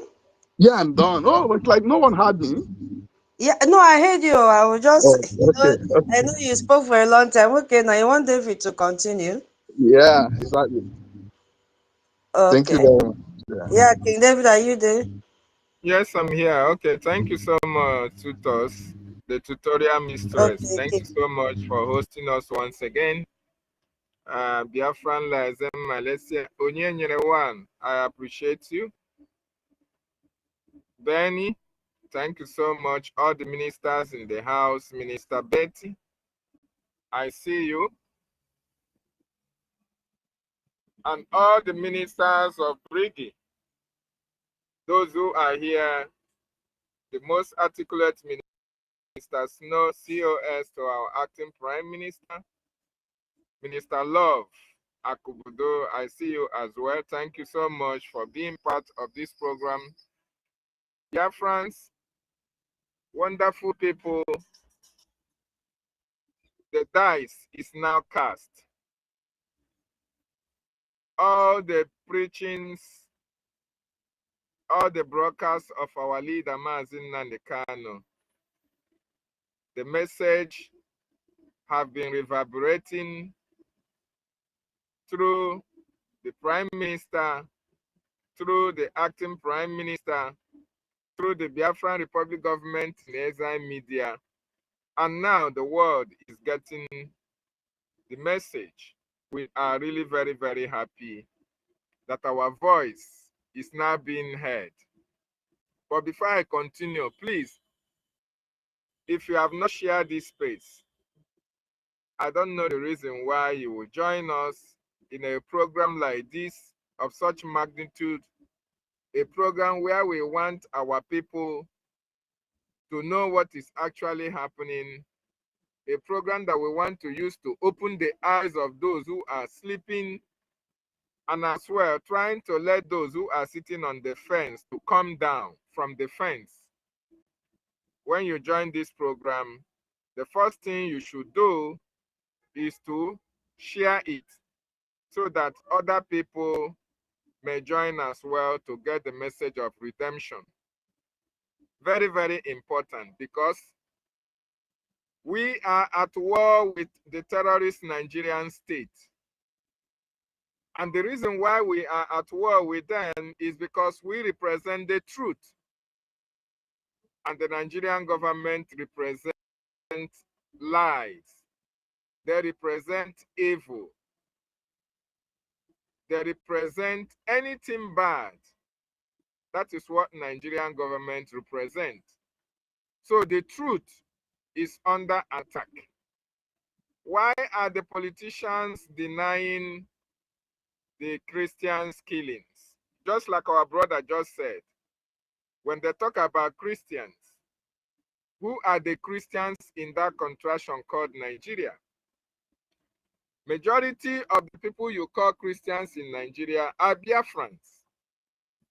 Those areas, those states that people are being killed indiscriminately, it is Christians that are falling in the hands of the terrorist Nigerian state. And the Christian leaders are not speaking. The politicians that the Nigerian government groomed and positioned in strategic positions are not also speaking, because they represent lie, they represent evil, they represent the Nigerian state.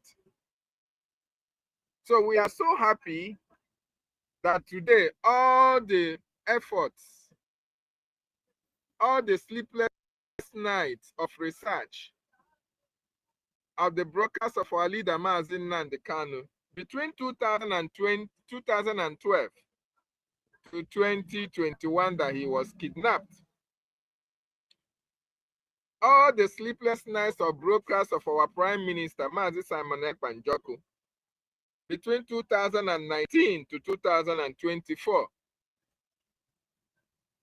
All the warnings, all the expositions about the attack by the Islamic jihadists sponsored by the Nigerian government.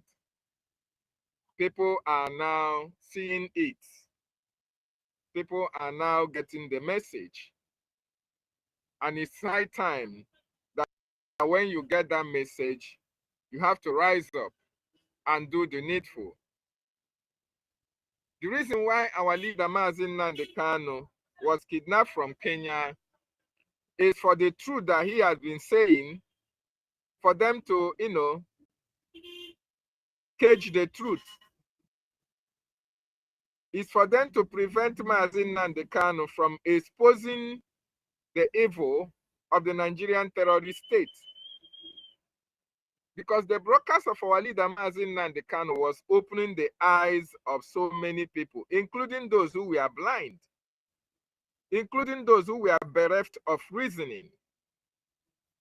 Our leader made you to understand that the Islamic world, they have an agenda. And that agenda is to conquer all indigenous people in Nigeria and take it over. Our leader made us to understand, and Nigerians as well, to understand that Usman Dan Fodio conquest of 1804 was systematically planned of taking over the entirety of Nigerian territories. That was why the Hausa tribe fell at the deceit of the terrorists. Our leader made Biafrans, more importantly, to understand that the Nigerian government implementation of Islamization agenda was solely geared and focused towards Biafran territories. Because they understand that the only people, the only race that can give them headache, that can defend themselves and stand against that Islamization agenda is the Biafran people. People from the southeastern part of Nigeria. And because of that, what did the Fulani Clear Valley do? What they did was that they bought over all the political leaders from that particular geographical location. They enticed them with political positions and political office. They made sure that before they can give you any position, you have to sign an undertaking. You have to promise them that you are going to work according to their dictates before that political position can be given to you. Hope Uzodimma is a case study. Ugwanyi from Enugu State is a case study. Obiano was a case study. Wike was a case study. And many of them. The reason why we know that all these people signed an undertaking with the Nigerian government before they can become anything in Biafran territory. Take, for instance, the issue of Soludo, the governor of old Anambra State. When Soludo was still the governor, the central bank governor, everybody knows how eloquently Soludo was speaking and even advising the Nigerian government to come to terms and to come to table in order to discuss about Biafra. That the Nigerian government clamping down on Biafra agitation is the worst mistake that can make, because Biafra is an ideology that can never be killed, that can never be subdued by the barrel of the gun. And people were clapping for Soludo. People were hailing him before he became the governor of Anambra State. But immediately Soludo signed an undertaking. Immediately Soludo was given that opportunity after they rigged the election on his favor, and he became the Anambra State governor. The first thing Soludo did was to fight against the sit at home that was basically for Biafran freedom of Nnamdi Kanu. That was the first thing he did in office. Then you ask yourself, what changed? What changed was because of the undertaking that he took immediately before he became the governor of Anambra State. So everything that these people are doing at this particular time, the political players from the Southeast, they are trying to cover the truth about the Biafran restoration. They are trying to cover the truth about the atrocities of the Nigerian government against Christians and against the Biafran people. Because they understand, they really know too well that it is Biafra that can be able to guarantee the safety of every black man that is living under this planet Earth. They know that Biafra is about light. Biafra is about truth. So they don't want that truth to come out. They want to continue to cover it with their criminality and their criminal activities. That is why whatever happens in Biafran territory, the atrocities of the Nigerian state against the indigenous people, you will not see it make any headline. You will not see the governor speak about it. You will not see the senator or hear any politician talk about it. Rather, when you look at the news medias,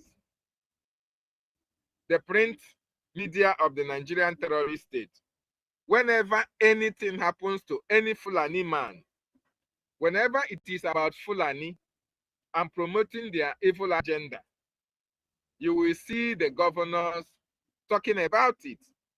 Everyone was aware when the former governor of Anambra State was talking about Ruga. When their cows were being killed because of the Biafran rejection of Ruga, Obiano now said that, oh, if any cow was killed, that the people will pay the Fulanis 500,000 naira. And if the Fulanis kill any Biafran because of that rejection of Ruga, that they are going to pay 500 naira as well. In other words, he was quantifying the lives of every Biafran with a mere 500,000 naira. That is because it has to do with the Fulanis. That is because they want to cover the fact, the truth about actually the objectives, about actually the reason why these killings are happening all over Nigeria. Now, they try to deny the fact that this is Christian persecution. They are denying the fact. When they come online, they tell you it's about climate change. If they don't talk about climate change, they say, oh, the headers are moving to look for where they can, graze their cattle. Trying to change the narrative of the reason why people are dying like animals in that evil contraction called Nigeria. The politicians, in the other hand, because of their evil intentions and because of reaching an accord with the Fulanis, who are the leaders of Nigeria, their sole responsibility is to promote the agenda of their paymasters. You will see a Biafran politician, his community is under siege. Take, for instance, in Okigwe and Owerri states, what the Nigerian terrorist government are doing in Okigwe and Owerri states, displacing communities, kidnapping the youths, destroying our properties, and the politicians from that part of Nigeria, or for that part of Biafra land, are not speaking. They are not saying anything about it, because according to them, it is not their problem.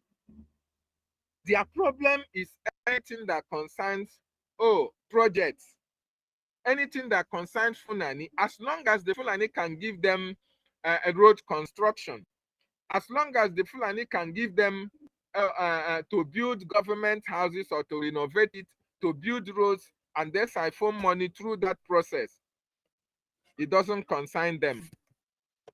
The collateral damage that the Biafran people are undergoing in the hands of this Fulani terrorist state that are staying in Biafran territory. The politicians are so much concerned about their welfare, that of their cronies, and that of their families. The politicians are not concerned about the well-being of the indigenous people. They are not concerned about the lack of industrialization or industrialization policies that is going to benefit the ordinary masses. They are not concerned about our people are not going to school. They are not concerned about the bad roads, no electricity, no pipe-borne water. They are not concerned about it. What they are only concerned is about their selfish interest, their self-aggrandizement, and what will benefit them and their cronies alone.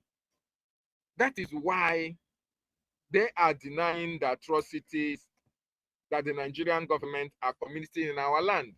As a matter of fact, I want us to understand that these politicians have already signed an agreement with the Nigerian terrorist state, the Fulanis, to be precise, because the Fulanis are the leaders, are the owners of Nigeria. According to what Usman Danfodio told them, he told the Fulanis that Nigeria belongs to them. And actually, with what the southeastern politicians and the politicians in that evil contraption are doing, it's really demonstrate that Nigeria belongs to them. Yes, because before they can attain any political position, you first of all have to go to the north and pledge allegiance to the northern oligarchies. They are the ones who are going to, accept you to be a governor in your state or not. For instance, everybody saw what happened in Imo State.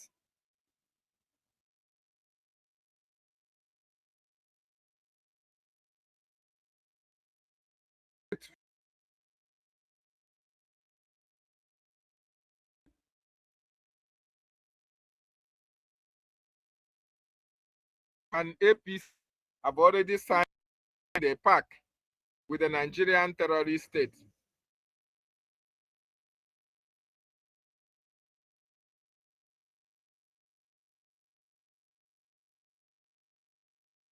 Dance to their tune. That was the reason why Hope Uzodinma came out from 4th position to be the day.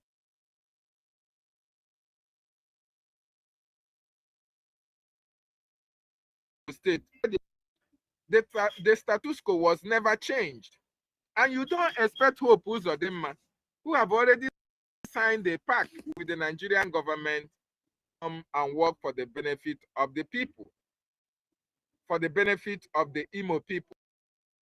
It is not going to happen. And that is why you see the focus is on Imo State. Nigerian government have sent all their battalion to Imo State in order to take Imo State over. And Hope Uzodinma is giving them that opening ground for them to invade Imo State and do whatever they want to do. Because to him, he doesn't care about you. He doesn't care about you. And he will never care about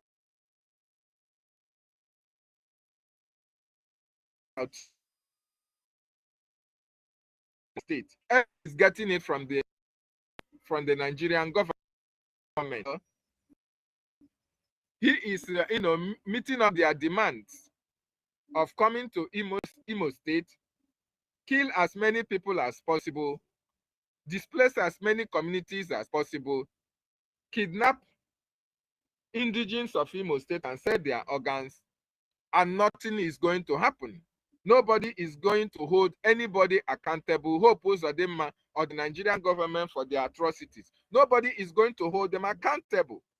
And this is the reason why Nnamdi Kanu, our leader, our prime minister, called onto our people to support the Biafran Defense Forces, to support the quest for our freedom. Because what we have in our various communities, in our various states, are not people who have the interests of their people at heart. No. What we have are people who are paying allegiance to the North.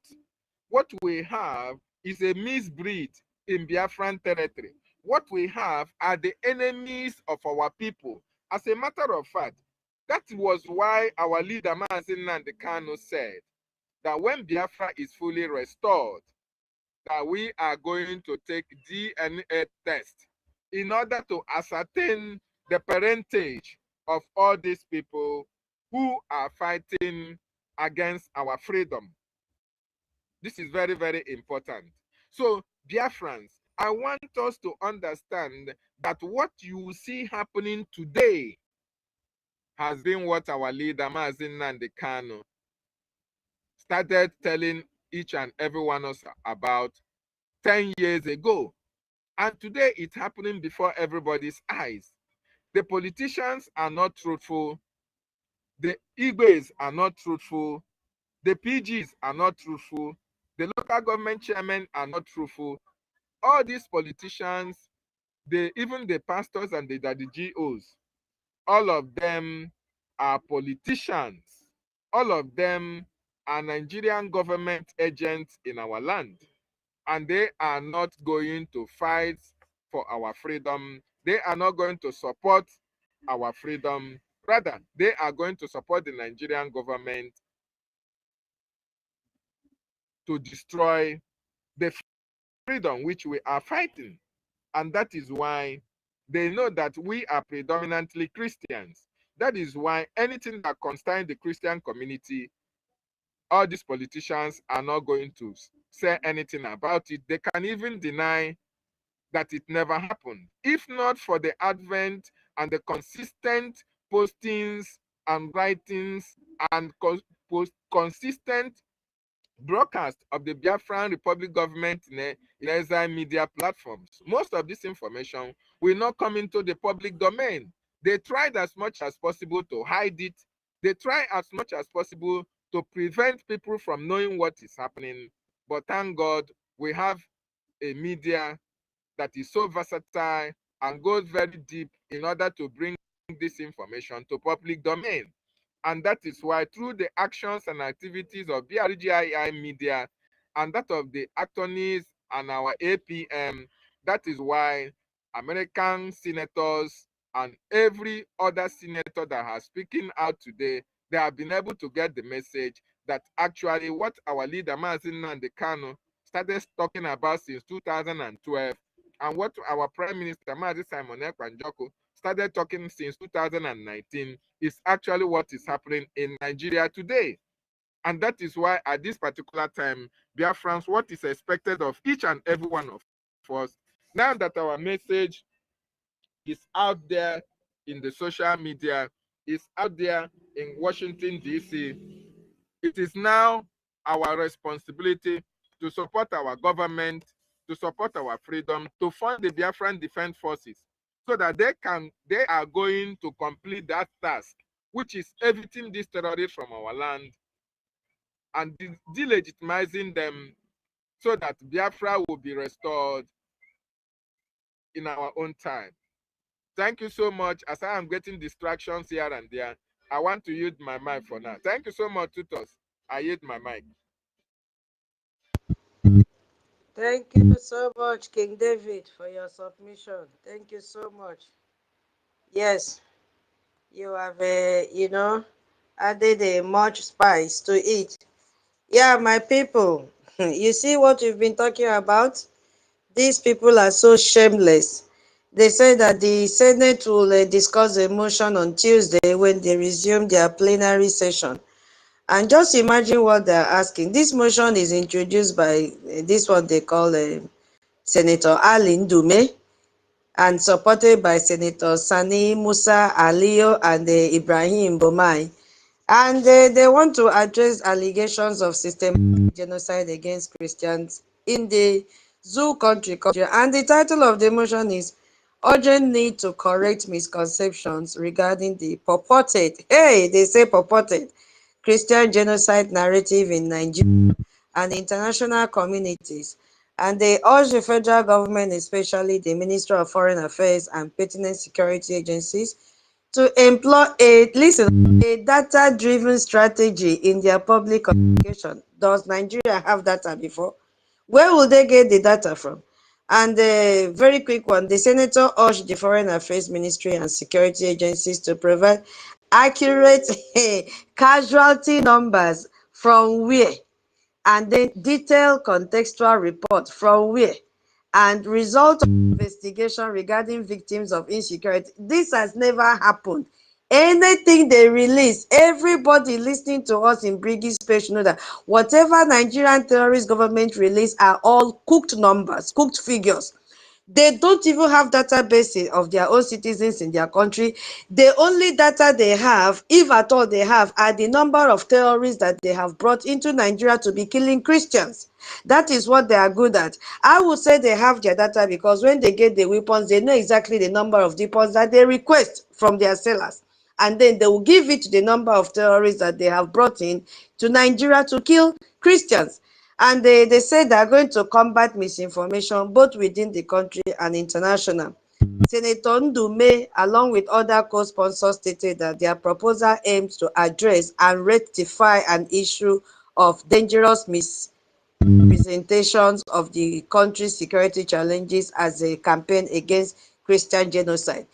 Nigeria is killing Christians and they are using their terrorists, Boko Haram, Fulani Herdsmen, ISWAP, Al-Qaeda, all of them are in Nigeria. Nigeria don't have any data to back up whatever they're doing. Nigeria has never been interested about the killings that is going on. Nigerians are the ones funding these terrorists to kill Christians. So they have nothing to talk about. They don't even know the number of casualties because even when they are reporting, they underreport the numbers. Except you have an eyewitness that will give us exact numbers of those that have made up the casualties. So they don't have data. So going to have a forum on Tuesday is more evidence that we have that they are guilty because they are fighting against a case. Evidences are just flying right, left, center.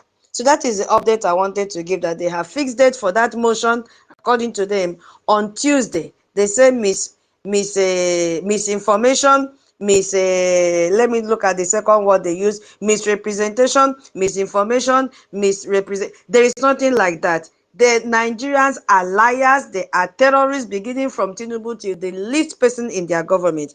I'll pass my mic to Minister Love. Minister Love, go ahead. Welcome. Thank you, my sister. Greetings, all Biafrans. Greetings to our leaders. Sorry, my minister, one announcement. Yeah, if you are here, also go to our government website. There's a post there. Kindly tweet as well. Go there, click the link and share the post about the bill of Ted Cruz. Yeah, let's make it trend again, because that is a man that is putting them on the hot seat. Go ahead, ma, please. Sorry for that. That's okay. Yeah. You see, truth under attack. That's not new. Right from the early 1900s, truth has always been under attack. Because truth was under attack, to cover the truth, Nigeria was created. If you go back to the submission of Herbert Macaulay to the British Parliament, there you see the truth. There you see how it was covered. They planned to cover it. Move from there. 1920, is it 1929? They covered the truth by documenting, because they had to document. They termed it Aba Women Riot. Were they rioting? That was peaceful protesting against injustice. They killed some of those women that had no knife, not to talk of gun. To cover the truth, they say about women riot. Move from there. When the men asked for better working condition at the coal mine, they were killed. Truth was covered. Despite everything, go straight to the so-called independence. In fact, before even then, Nigeria is nothing but a farmland. To cover the truth, they say it's a nation. To cover the truth, they say it's a member nation, UN. You looking for truth being covered? It's not, it's their signature. Any day that entity called Nigeria say the truth, you know they're no longer in existence. They were conceived in deceit and lies. They are thriving in deceit and lies, and they are existing in deceit and lies. So their covering truth now is what they know best. That is the only thing they can do. You see, Biafra is like pregnancy. You can't cover it but so much. At a given time, when that baby show up, you tell the world which grocery store you bought the baby. That's the point they are now. Who is that talking behind?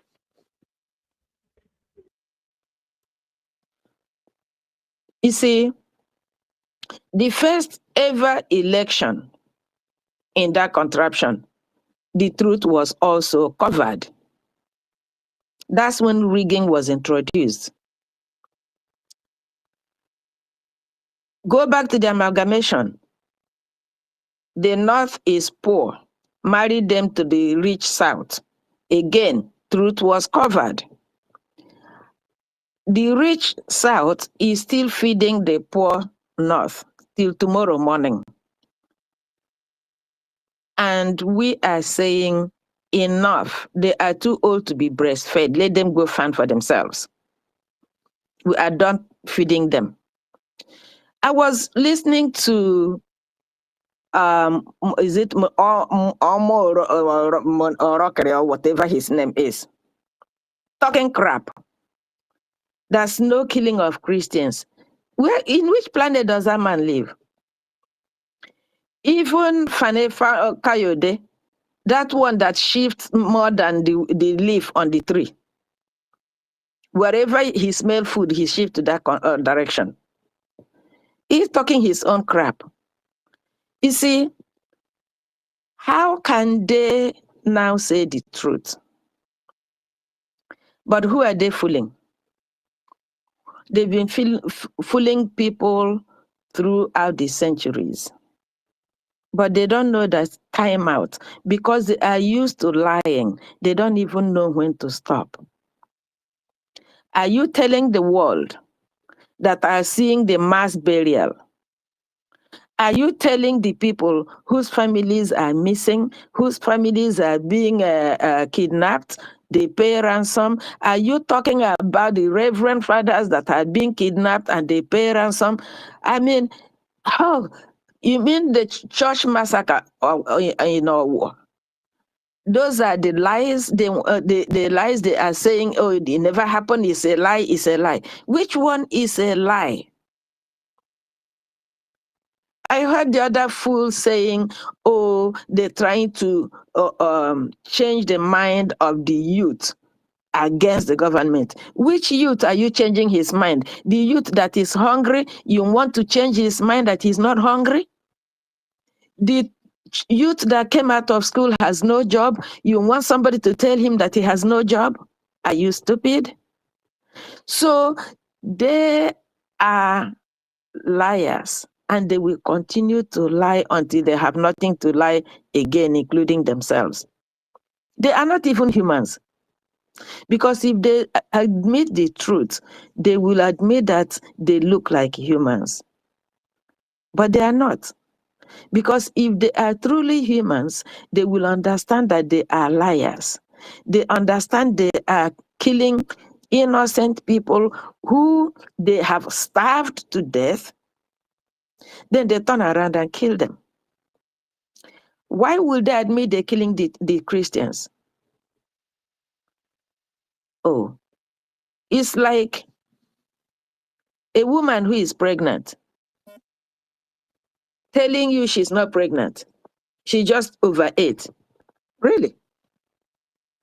That's Nigeria for you. The whole world have seen the pictures, the videos of mass burial. Who killed them? They have seen the churches burnt. Who burnt it? I mean, they don't even know how to lie. They need to be pitied. So they can have, you see the meeting they're having on, is it Tuesday? It's just a way of distracting the gullibles. The people they are used to distracting, that's what they are doing. Distract them, tell them, oh, we're looking into it. They've been looking, they're not looking, they have no eyes, they can't see. They are, that's another way to justify their gathering on Tuesday. What are they going to tell that woman that lost her child? That is her imagination? That her husband is killed? That her children are killed? That her relatives are killed? That they chase her out of her home? Is still her imagination? Is that what they're going to prove? Well, let them go prove now. Those people that ran over to Cameroon, is that their imagination that they were running? Who is chasing them? Those people in IDP camp, who displaced them?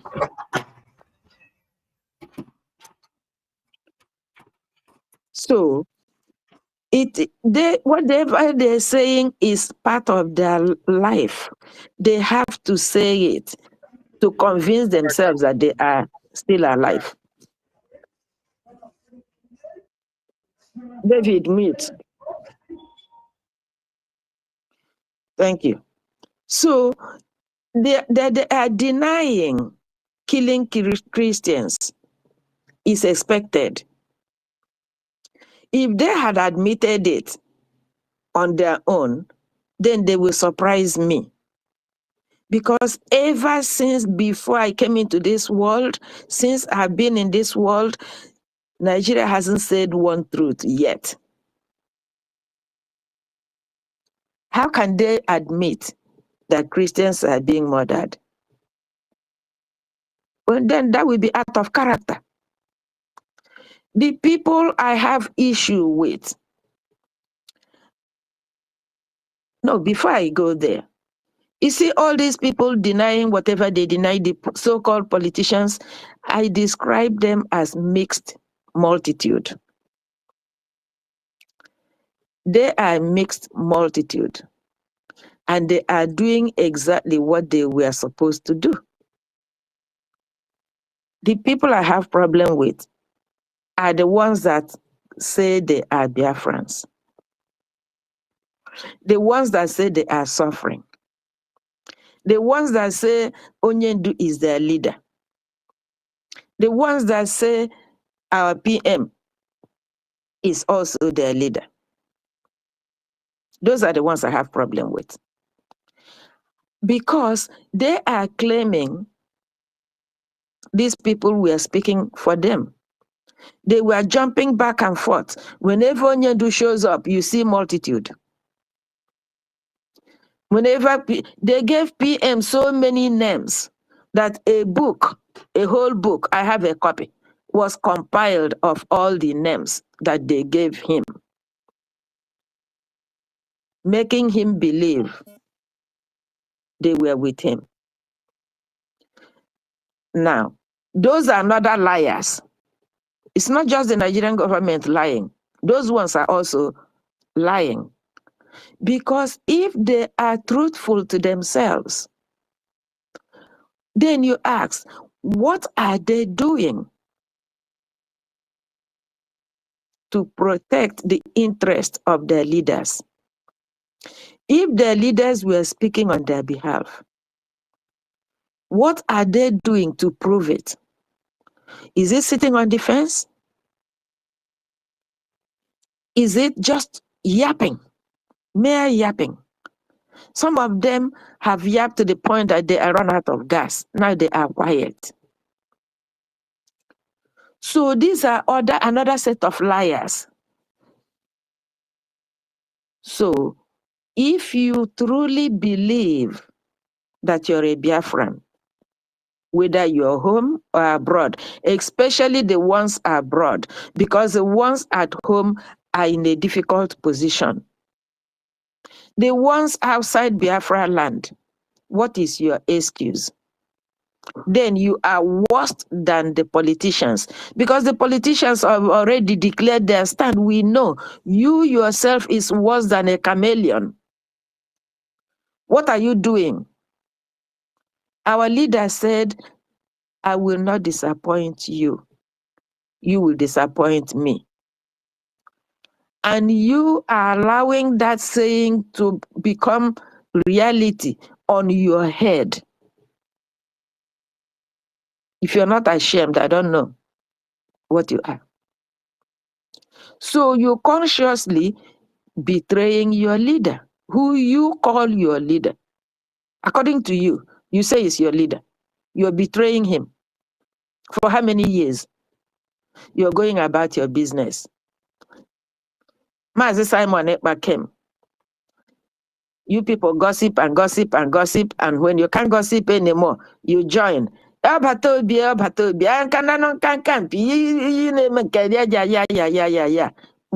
are you today? What are you doing to prove that he was representing you?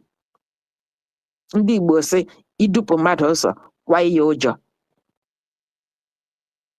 You people are the ones that I'm concerned about, because you're ingrown home enemies, worse than the outside enemy. You want your people to be safe. You need a place you can pick your bag and hop into the plane. Oh, I'm going home. We're talking about that home. Those people you are going to visit, they are the ones being killed. They are the ones being chased away from their ancestral home. Is your brain working? When we say contribute whatever you have, let's protect our land, you come up with excuses. And then you turn around and say, oh, Nnamdi is my leader. Oh, PM is my... Oh, please. Stop lying to yourself. Stop deceiving yourself. Oh, foreign government, come to our rescue, come to our rescue. How are they going to come and rescue you when you are crippled? You are a dead weight. Nobody wants to carry a liability. You have to do something for somebody to come and help you. If you're not doing anything to solve your problem, then what you're needing is not help. You're just needing somebody to carry you, and nobody won't have space to carry you on top of their own problem. Bring out what you have. Let's support our government. We only have one government. One. Not even 1.5. Forget about 2. We only have one government. Biafra Republic government in exile. Currently, as we speak, under the leadership of our acting Prime Minister, Mazi Ogechukwu Nkere. You don't have to like him. He's not even interested whether you like him or not. Instead of you worrying yourself that you don't like him, why don't you worry if he like you? Doesn't this likeness go both ways? When they're killing your family at home, are they asking them, do you like Ogechukwu Nkere? Or do you get a bullet? So why don't you forget about Ogechukwu Nkere and focus on your families at home? Focus on those 2 young men you call your leader and your prime minister. Focus on them if you're sincere enough. If you are not coming out to contribute, just shut up. Be quiet. At the end of the day, if you are still there, the people awake will come and call you to come and eat. The food is ready. Just be quiet. Stop talking. All of you sitting on the fence, you are the ones disappointing our leader. You are the ones disappointing our prime minister. You cheered them up. When it gets tough, you abandon them. You know what goes around comes around. We're talking about Christians, which all of you claim to be. The seed you sow will surely grow, and you have no choice but to reap it. As you're abandoning them, God will abandon you. You will seek him, you will not find him. You know, fasting and praying is not going to solve the problem. Remember, Mazi Nnamdi Kanu committed no offense known to man, except that he's asking for your freedom and my freedom. That's all. He said, Mazi Simon Ekpa committed no offense except asking for your freedom and my freedom. You were cheering them up. When the test come now to see how faithful you are, you turn your back. You are sitting on the fence. You don't know who to follow. Oh, you don't know what is going on.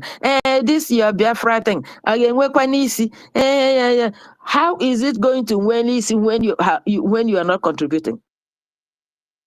When you are part and parcel of the reason Ogagi Nwisi, but God will surprise all of you. So denying the truth is everywhere. Denying the truth is everywhere. But the thing is that no matter how many people denying, no matter how long you deny, it's late. Because you cannot cover the sun with your hand. You can't cover the moon with your hand. You cannot cover the truth. The Christians are being slaughtered every day. That is the simple truth. The evidence is everywhere. So the deniers, they are doing their job. Their job is to deny.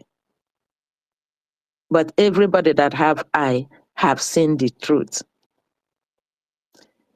Now that the outside world are now singing the chorus, Biafrans, you must do your part. The payment line is open 24/7. Make your payment. We have our fundraising every Saturday. Come out and be part of it. We have our town hall meetings every Sunday. Come out and be part of it. Otherwise, the rain is going to fall on the Nama and it's going to fall on their Boko. And God will be too busy to come and help you. I yield my mic. Thank you very much, our minister, love. Thank you for that, your submission. Without wasting much of our time, I don't know if Holland will allow Sister Stella to go before him. Sister Mazi Holland, please, if you allow Sister Stella to go before you, please, can you mute yourself and give go ahead? Thank you. Are you around? Are you here? Mazi Holland, can you hear? Yeah, yes, actually, Okay, I missed should everybody. Sister Stella go before you? Do you allow her? Okay, all right, no problem. Let us speak. Let us speak. Let us go ahead. Okay, No, please Sister go Stella. on. I will speak later. Just go on. I will speak later. I'll call you. Okay, Hold on, go on. Yeah, Onyonye, my co-host. Yeah. We'll be looking at time. We have a 40 minutes left. Okay. Thank you. Okay. Yeah. Okay, Mazi Holland, take over the mic and give your submission. Thank you very much. All right, thank you very much. Appreciate. Just I've been very, very much challenged with access of my network. That is why you quite find me hard to always come on speaker. But then I appreciate the very wonderful work the government has been doing through the space of our media. Thank you for holding strong and standing by. And I want to appreciate everyone that make it as well to Canada yesterday. I appreciate the love you people shower and the Canada in return. Sister Eunice, wonderful kudos to you and the rep in charge. Thank you very much. With no more time wasting, I know the program has been on for quite long, but let me just make some of my points out. Nigeria is a liar. Nigeria is on the bedrock of destruction. Nigeria is not a state that is supposed to be noticed with a committee of nations. Nigeria breeds evil. Nigeria has brought up stain and anger of God. Nigeria will face judgment because they will perish in hell even from this earth. All liars will have their part in lake of fire. Of course, we know it's one of the games of politicians, not generally, not isolated to a space of the country Nigeria alone, but then Nigeria own has been a very high level that has no shame and no remorse about anything track or traceable to them, even when the evidences are obvious to their faces. But then truth can never be swept under the carpet. Truth will prevail. Truth is light. Truth will never need anybody's support. Truth must stand. Truth must prevail. Truth must come to showcase himself no matter what. You can't do anything against truth. Truth will stand the test of time. No matter how long it takes, truth is always on the throne. So then, the purpose why we have our leader was because he spoke out truth, and they thought they could sweep him under the carpet by silencing his voice, which they know best to do in order to kidnap him and be in their dungeon for 5 years now. And as well, having another savior that came up along line who happened to be a disciple loyal to our Oyendu in the person of our prime minister. They saw how well this man go against them with truth on the template, and they were so annoyed, and that all they could do is to shut him up with all shenanigans, evil court of Finland. That never stopped the truth. For how long will you gang up against truth? Do you know truth is God? Do you know God is truth? Do you know truth is life? And there is nothing you can do, Nigeria, this entity enclave of evil. There is nothing you can do against God. God will swallow every single one of you. And that is why it has been on the mark that the Nigerian politicians that are agents of darkness, that has come up with agenda of Muslim ticket with the purpose of what they know to do,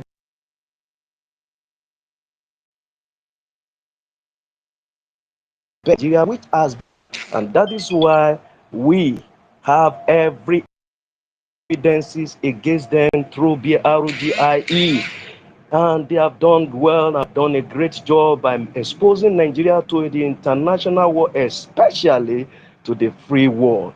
The free world that's championed the cause of humanity, and they are against anything called terrorism. And that is why they have no space to hide. There is no hiding place for you again. Nigeria, you have to surrender and give up, because in 2019, as I have it, is there on the Google space. You can see there 2019, precisely January 21, 2020, you killed a pastor and you murder him and you shallowed him down through Boko Haram. Likewise, you have it as well to behead another pastor in 2024, October 2024. You beheaded 4 people. And what did you do? They exterminate their life because they are Christian. Likewise, you have not handed your your book of evil, your book of record, they are loaded and they are full. Nigeria, we open your chapter to the world, and there is nothing you can do about it. Admini Fury of Boko Haram beheaded Khan Chiama in Adamawa in 23rd January 2020. These are many heinous crimes being committed. But one of my pain and one of my concern that these dummy pastors that have refused to speak the truth to power continue to cowed under whatever politics they think they are playing. They are only doing to the detriment of their faith, because what's hitting one is coming to hit any one of them. Likewise, in in March 5 this year, suspected Boko Haram kill a Catholic pastor, Reverend Father Okechukwu in Kaduna. This is a Biafra man. They brought him down. Gunmen as well killed Pastor Adeboye Redeemed Church preacher. They kidnapped 7 worshippers in Ogun. Are they not evidences enough to track you people that there is no hiding place for you? Boko Haram execute an adopted Christian association of chairman in Adamawa in 21 January 20. These are much evidence against you. Bandi kill ROCCG pastor and son adopt wife near Abuja, demand 30 million. Is this no more evidences against you? Terrorists kill ECYA church reverend in Kaduna, adopt wife, 2 other clerics, demand 50 million. Where do you think you are going to? This happened in 25 March 2023. You have no hiding place. Bandit attack Baptist church in Castina, kill cleric Reverend Emmanuel, member, and adult woman. These are much evidences against you. Check all these. They are Christians being dealt with. Muslim mob alleged key pastor for converting man to Christian in Kanu, raised house down and churches and mission school. These are much evidence. This happened in 27 September 2021. Many can be noticed, and what the world are having record of what has been hidden, an ongoing slaughter that has been the agenda of the Islamization of this Muslim ticket, systematically wiping off Christians and no voice for them. Now, there is one thing Biafra stand for. Biafra stand for humanity. Biafra stand as a lie. Biafra stand as the truth. Biafran has spoken not just only for Biafra, but has spoke for the sake of humanity, has spoke for the generality of all ethnicity within the trapped enclave of this country. Biafra has been a voice to man, it has been a voice to woman, it has been a voice to the old and to the young, irrespective of whether your religion, whether your tribe, whether where you belong to. They are stand the gap to speak, and particularly pointing out the light of what was to befall then, earlier before now, and the shenanigan of this was well orchestrated and supported by Yoruba when they say it is their turn, and they brought in Muslim agenda, which now is still up the agenda of much more killing, much more murdering, much more slaughtering on the life of Christian, and no one is speaking. It's so painful, it's unacceptable, it is disheartening, it is unhuman, it is evil to every pastor that has kept silent and continue to open their gutter mouth to pray for one Nigeria. What a shame to you that even the freedom fighter that now understand what humanity is all about. Is God not love? Is love not God? Is truth not love? Why are you people silent and you kept calm, playing politics with members, playing politics in the name of religion? Yet voice has come up through BRGIE, speaking to the truth, even unto the highest and the apex authority of power in the world, which have come up to recognize the untold truth in that truth for all this year. Yeah, you people are silent. There is nothing you can do about it. The truth is there for everyone to see. The evidences exhibit that hold you responsible, that you are murderer, that you are evil, that you are are ungodly, that you have a purpose to Ismailize everyone which Biafrans stood against.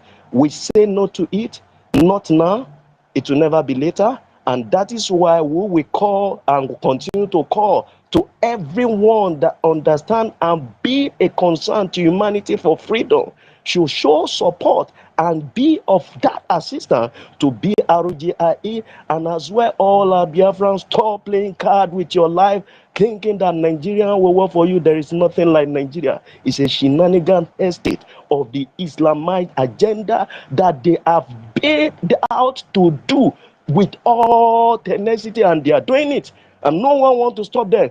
And the only thing that can stop them is truth, and the truth is found in BRGIE. And that is why you must support the only power, the only forces that took time, that took strength, that took courage, that volunteer to stand this test of time, happens to be our BDF, our Biafra Defense Forces, our Biafra Liberation Army, our Biafra Marine Corps, and every athlete of our forces that has stood gap to fight and resist them. And that is why it has become very too hard for them.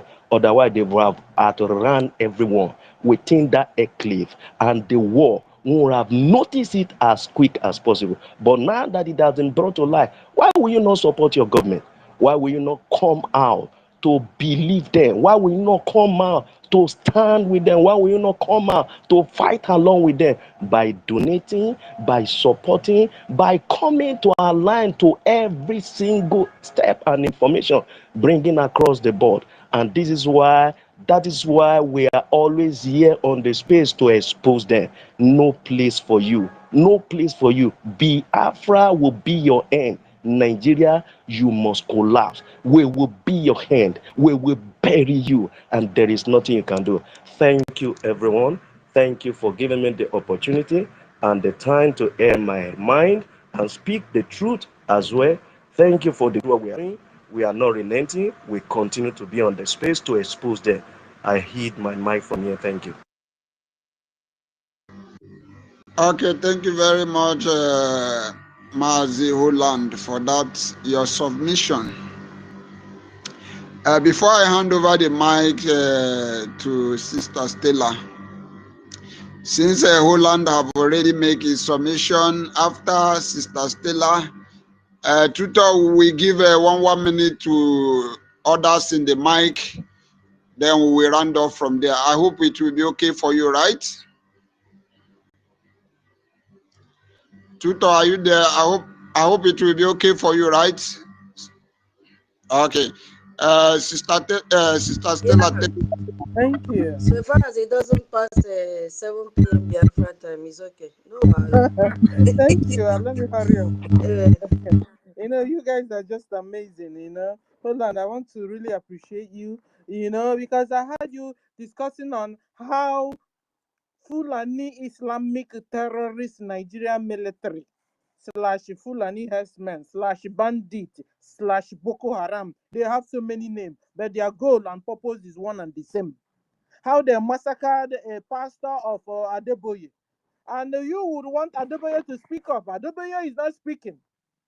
All these big time CEOs, and this is why all these people that are lying can have the guts and come to the TV or wherever they go to open their gut matter and say that is not true. They're Christians. If Adeboye will come out and tell them, you lied, you killed my pastor, maybe light will begin to come into some areas that is dark. But these people wouldn't come because they are fake pastors. All these pastors, you're not hearing their name. All these pastors of 10,000 seater, 5,000 seater, 20,000 seater that are not speaking, that are not even taking note of how many of their members are being killed every day. They are not speaking because they are fake after all. They work with the Islamic terrorist Nigerian government. They kept them in that position. They gave them the land and gave them the seater and gave them even the money too. Because you can imagine when you now finish giving your offering in the church, the same man of God that you're trying to help or to make sure the work is easy for him will not tell you, listen, I'm not depending on your tithe. I'm not depending on your, okay, you're not depending on my tax. Now I know the truth because terrorist Islamic Nigeria government are funding you. That is why you're not dependent. You have your mouth, the guts to say you're not depending on the tithe of your members. And now time has come for you to speak up for your members. You can't do that because after all, they are not the people funding you. Because to you, their tithes to you is nothing. I remember one time I paid my tithe. You know what the pastor's wife came preaching? If you pay tithe and you have not paid enough, that is as good as nothing. That is also a sin. Hey, I was like, Christians, my brothers and sisters, you guys have suffered enough in the hands of all these fake pastors everywhere in Nigeria and in Biafra land. Separate yourself from among them. They are working for devil. They are working for Satan. We are talking about your freedom now, and none of them are speaking. None of them care. None of them cares about you. Can't you see how fake it is? They are. This is not even why I came. You know, I had one of our sisters, talking, and it was like a hammer onto me because he said, "Listen, how can you say or denying that Christians are not being killed, or that Christians are denying that Christians are being killed?" Even Sahara reporters that is supposed to be at least one of the, they are working so hard to at least bring through news. To do that is the only out of you have AIT, they are still there. You have NTA, you have Rights TV, you have Channel, and all those. All of them are fake news media. At least for today, it's a Sahara reporter that once in a while bring in the truth. What is happening around? Once in a while, carry a true news. So if you're saying now that you're not killing Christians, Sahara reporter is there with you, bringing live and direct, bringing videos. Or you want to tell us that Sahara reporter is now an AI media? What are you trying to tell the world? When you're not denying that you're not killing, that you're killing Christians, how are you denying that you're killing Christians? Today, as I'm speaking, ladies and gentlemen, Kaduna more Christian mothers, Kaduna, northern Nigeria. Kaduna Christian mothers are on protest and crying. They carry the charcoal and rub all their faces. The charcoal, charcoal is dark. All their faces are dark. And they are crying and singing and went to a chief there in the Kaduna, crying to him to come to their help. Is that a lie or is it AI? That the video there is happening now in Kaduna. And they are crying that the Fulani terrorist Islamic Nigerian military / herdsmen / Boko Haram / bandits are killing them, raping them, putting stick inside their vagina. Is that AI too? How do you know a thriving country? A thriving country, a thriving society is where truth it will be presented as a fundamental virtue. Truth will be presented as a fundamental virtue, deeply connected to God's character. God of Abraham, Isaac, and Jacob, not your God Allah that chop off neck. No, God of Abraham, Isaac, and Jacob. So stop your takia. Stop your lies. You see, your lies is no more sticking. This is not 1967. When it's only you that have, is it NTA or whatever media you were using, and you were lying to the whole world to the extent that the whole world all came against Biafra, came against Christians in Nigeria. It will not work again because your lies, your takia, you have failed and failed woefully. Nigeria government is killing her own citizens. Dissolve Nigeria. That is the truth about it, and you stop hiding. But I wanted to tell you, terrorist Islamic Nigeria government,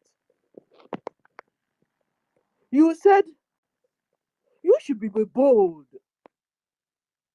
to tell the world that you're killing Christians. You should be bold. You wouldn't have been lying. Because after all, even your Quran tells you to do so. Your Quran Bible, your Quran, you know your Quran, tells you to kill us. Your Quran call us infidel. Kill them. Kill them, make away with them. They want nothing.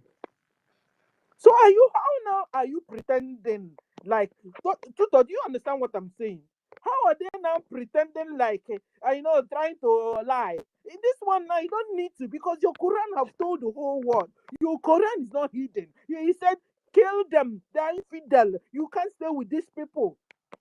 First of all, pretend like you like them. As soon as you get the number, attack, kill. So why you should be bold about what you present.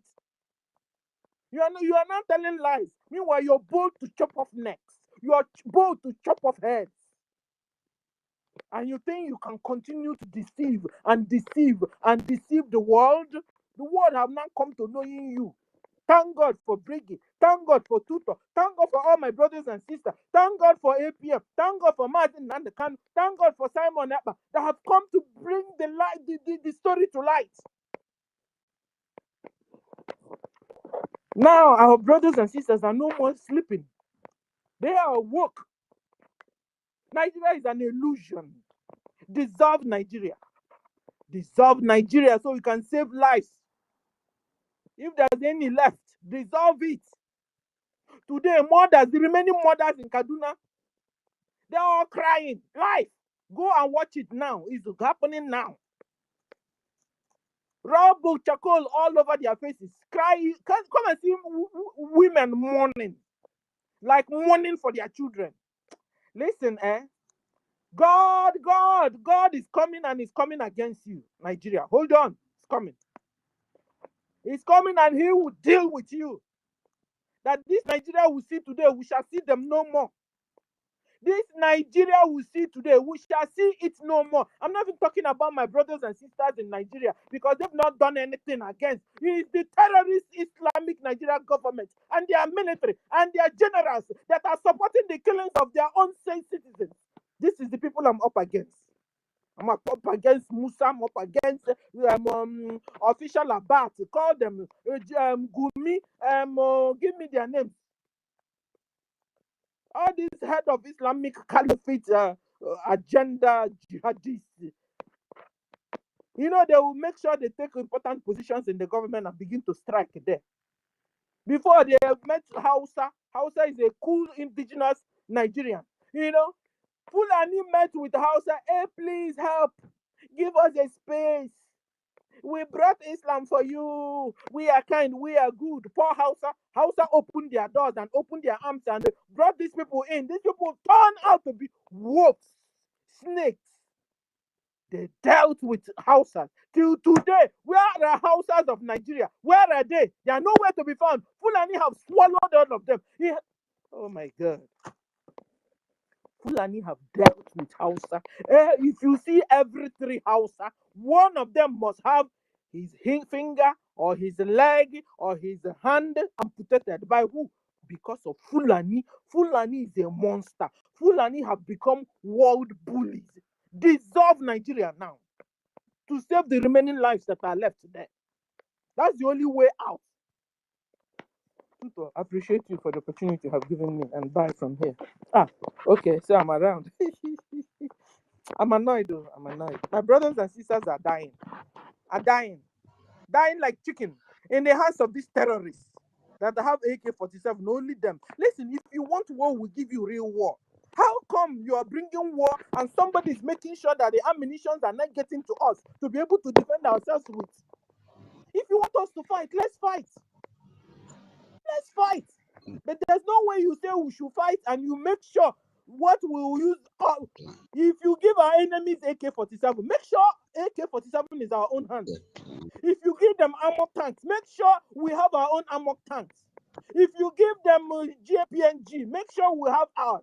If you give them drones, make sure Biafra have drones. Our Christians have drones. And let's fight. You see why I'm annoyed? This is not a fair fight. Even when boxers will come into the ring. You allow the boxers to move forward and fight out them for themselves. How come now you're telling us to fight? Meanwhile, we don't have anything to fight with. You see why I'm mad? I stop here. Thank you. Thank you. Thank you, senior citizen. Thank you so much for your submission. You know why I say I should say a little thing and add to what you just said now? It's because of this so-called pulpit bandit that we have. Did you go to Sahara Reporters? Did you hear the latest news yesterday about Tunde Bakari? I just don't know what is wrong with our people. This man now has become a politician. He is looking for a way to run away from the so-called calling, whether they use Glo to call him or MTN or Airtel. I don't know the one that God used to call him. He said, they keep calling me, oh, they keep calling me. Tunde Bakari says, ADC, political party leaders, are pressurizing him to join the party. You see, before he had called to be a man of God, whether God used Glo or be MTN or Airtel to call him. Now, politics is calling him. These are the problem. These people, these men of God, they are the I problems have that a we are question. having. This Tunde Bakari, is he not the former vice president? One No, time. Vice President of Guinea. There's another one fake pastor one time. Was it also a vice president of Nigeria? Was it in the time No, of that one is Osibanjo. Osibanjo? All Osibanjo is of them also a pastor. Okay. Yorubas. And our people form 98% of the congregation. Our people that don't want to hear word. Instead of them to go and pour libation and call our ancestors, they are going there to give Yoruba people their money while we are being killed in our land. So this one now is beginning to change his own setting. The different calling has come now. They are calling me, they are calling me. Who is calling them? Politicians. That they are calling him to join ADC. And he also made another tweet that what is his name? Tinubu is God sent. This same man, these are the problem that we are having, those Nigerians that are having. Because as they are killing, have you seen any man of God that has come out to condemn the killing? None of them. None of them have even tweeted what is going on. They are waiting for Sunday so that they will collect tithe and collect offering. That was what I wanted to chip. This guy has a very massive church in Lagos. None of them. Adeboye said they should pray. And they should pray for good governance. They should support their government. They have not made mention of the killings. They are waiting for tithe. And our people will still go and give them tithe and stay hungry. So that men of God will eat. Now that they are killing you. I saw one lady that tweeted this morning and said, watch out for all those pastors that will not say a word. The girl is busy telling people to keep on tweeting that Christians are being killed in Nigeria. And she said, well, let's watch out and see if there is any man of God that will support what is happening and join in tweeting. For where I have not seen, I don't even know if you have seen, because the one that would have spoken, which is Bishop Kuka, the Catholic Bishop Diocese of Sokoto, he is on a horse on his way to go and meet Sultan of Sokoto. And what did they tweet there? They said that he's surrounded with Muslims. So that means that there is peace in Sokoto. This same man, they wanted to kill him 2 years ago in Sokoto. He ran away and left his parish. Today, Nko, he's saying that there is no insecurity in Nigeria. I'm praying openly in this media. May Nigeria happen to all of them. Another one is trending. They have turned the satellite now. Have you people seen what is happening to, what is this lawyer's name that was handling Aonyendu's case? It's just update, so I'll drop the mic for whoever wants to speak before we round up. What is his name? Ozakome. You know me, I be scavenger for news. Ozakome. Header 6. These should be people in UK. Header 6 ICPC probe of Ozakome's son over alleged forged ID. Fraudulent London property deal. Ozakome that handled the case of Aonyendu. The satellite has been turned to them. These are the people that have collected money from the Nigerian terrorist government and they are using it to fund their children's education abroad. Now the son has been involved in forged ID, fraudulent London property deal. He sold his portfolio, collected peanuts, sold Aonyendu to the federal government of Nigeria. Him and Ejiofo, They collected money, abandoned their onion day. They were playing hanky-panky games with his court process. Now, look at what has happened to his son. So the father is a fraud as well as the son. And this is just by the way. Yeah. So I want to... Yeah, can I chip in something? Because concerning all these pastors, I'm interested with. Because at the end of the day, you see that it's terrorist Islamic Nigeria government that made them whom they are. It's terrorist Islamic Nigeria government that gave them the land. They now have like 10,000 seater, 100,000 seater, 5,000 seater. And have you ever heard that all those telenovela TV pastors, have you ever heard that Boko Haram went to visit them? Or you think they don't know their churches and where it's located? They can't go because they are in cahoots with what is happening. And that is also why they're not speaking. So this is the time Christians wake up. Members, where are you? Open your eye, shine your eye. Stop supporting all these fake pastors. They are leading you to hell. It's not only leading you to hell, they're also exposing you that Fulani herdsmen will see you and catch you easily. Your hard-earned money, you will give to them. Now we are looking for people to support your freedom, our freedom. We can't find because you are busy giving the CEO, what do you call themselves? Pastor GO money. GO money that don't care about you. I'll stop. Thank you. Thank you so much, senior citizen. My co-host, Onyengere, thank you so much. You did well. Thank you. You want to say something before I close? Go ahead, Onyengere. I want to let me just make my round up my speech by saying this is the time we Biafrans need to do more on the media. What I mean by that is this: like Nigeria being denying that they are not killing Christians, all those videos that we have witnesses that has an evidence that Nigeria has been killing Christians, we need to flaunt them on the media. Repeat, we need to repost them so that the world we begin to see them again, that it will stand as an evidence. One other information I want us to maybe tomorrow, maybe the next day, we have to look into the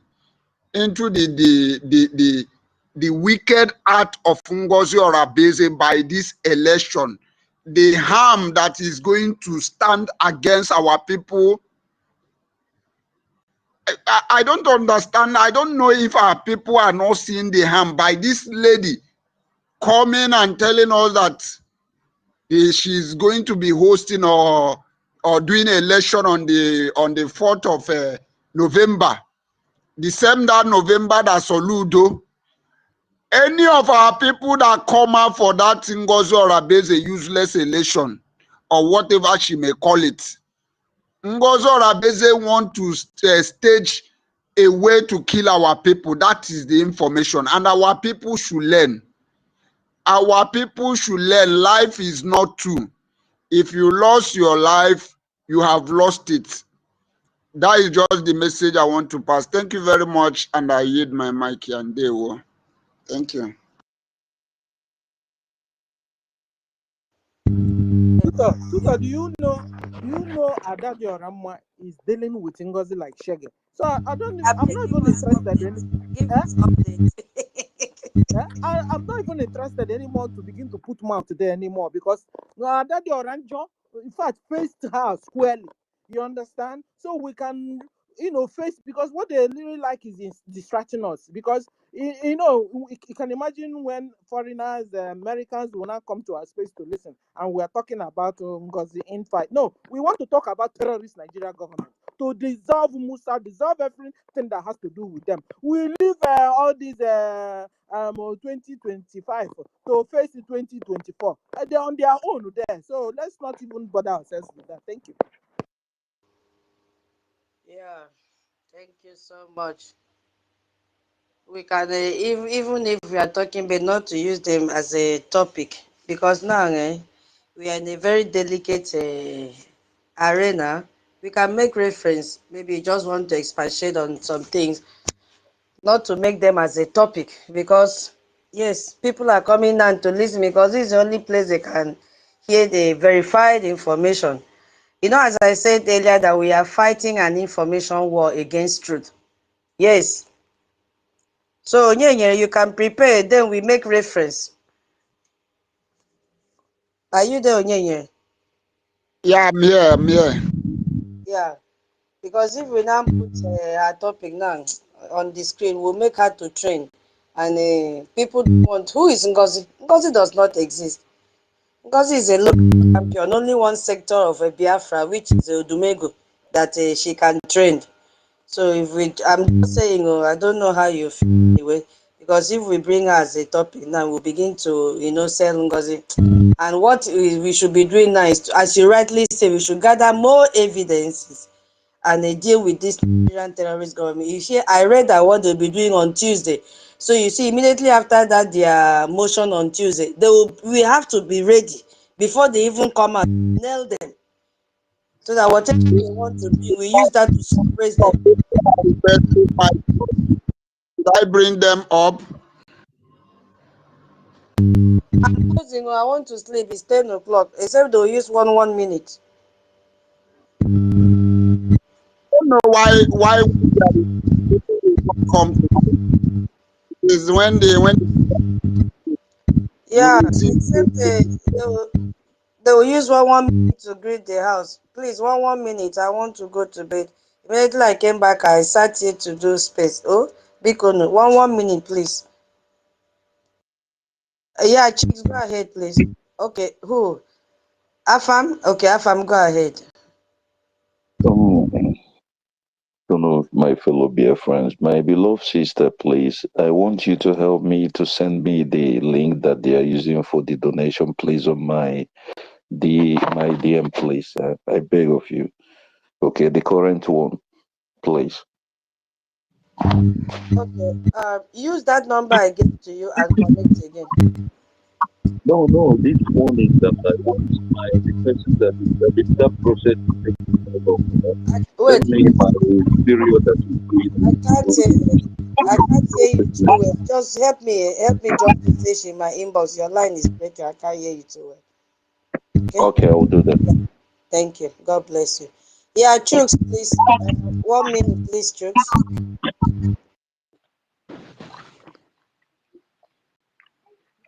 Thank you. Am I coming out? Yeah. Go ahead. Thank you, Tati. Thank you. Tutos, not Tutos, not Tutos. hey. Sorry. Hey. Yeah, use your 1 minute, please. Thank you. Everybody in the house. Senior citizen, I salute you, Stella. Meko Ragu and others. Eunice, I saw you. Betty, I salute everybody. Tati. Now, we should not be surprised that the terrorist state is denying that they are not killing people. That is the pure evidence and example of criminality and therefore they are. There is no way in life they will tell you that they are clean. There is no way in life. Let us not be expecting them that they will accept. As far as it is a position in the terrorist state, they will never accept. And, as in iji na ha na ndụmọdụ na-eso ụzọ ana n'iyi nwa nza na-eri isi n'ele ọdọ si na ya na ha mmanụ. That is what will happen to the terrorist state.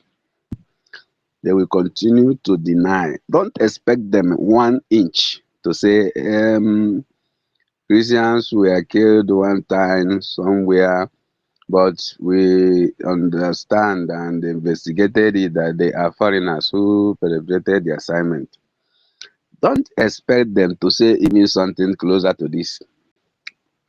They will never accept until their end is strong. That is it. A hardened heart can never, will never, must never accept wrong. Even when he is dying, he will always continue to say, I am right. And that is how he will perpetually end. So don't expect them to accept it. That is how it should be. Let it not surprise you. I'm not surprised. That's what I am expecting them to say. That's it. That's the way they said Onyendu is a terrorist. Simon is a terrorist. Every Biafra is a terrorist. ESN a terrorist. But where have they proved it in any court? Where have they proved it in any court? The same man that said Onyendu is a terrorist. The same man that came out and told from one of their security agencies, TSS, told the whole Nigerian citizens that they should defend themselves, go and get their own gun to defend themselves because Nigerian security are not capable to defend them. So don't be. We should not panic. That is part of it. The struggle we are into. The day they change and confess positive, then know that something has gone underground. Whenever they continue to be stiff-necked, that is how the world will know. That is how God of heaven will continue to fight for us. And that is how heaven and earth will rise and be a witness against them.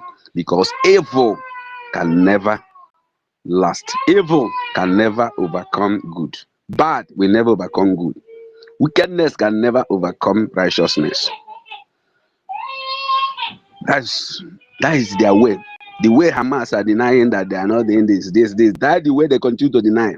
Is it not the Hamas leader that came to Abuja, mount their TV station and be talking? Is it not the same that they are incubating, sponsoring? Must continue until. Yeah, please, I muted you because of that baby that is crying in the background. It doesn't really sound nice. Please take care of her. Thank you. Because it's echoing here. And it will not look nice to look as if you're abandoning a child to keep on speaking. Sorry, I had to mute you so that you can hear me. Okay, thank you. Yeah. Thank you. Is this baby crying in my sitting room? Yeah, please take care of the baby. Please They also are try taking to care. round up. I'm giving you, instead of 1 minute, you took 5. So they will continue to lie, and that is how their lies will end them. Destruction. Thank you. We must continue fight and defend ourselves. Support our gallant men and our robust. Bravo, Biafra. God bless you. God bless you. God bless you, Mr. Chus. Solomon, I'm so sorry. I have to close now. Okay. Hey. 1 minute, Solomon. Just say hi so that I can round up, please. Solomon? Yeah. Where are you? Solomon, unmute yourself, please. 1 minute, please. Hello? Uh-oh, he has dropped again. Okay, network has kicked him out. Thank you so much. Okay. Oh, Solomon, oh yeah. Say hi to BIAFRANS. I want to shut down. Yeah. I want to end and then.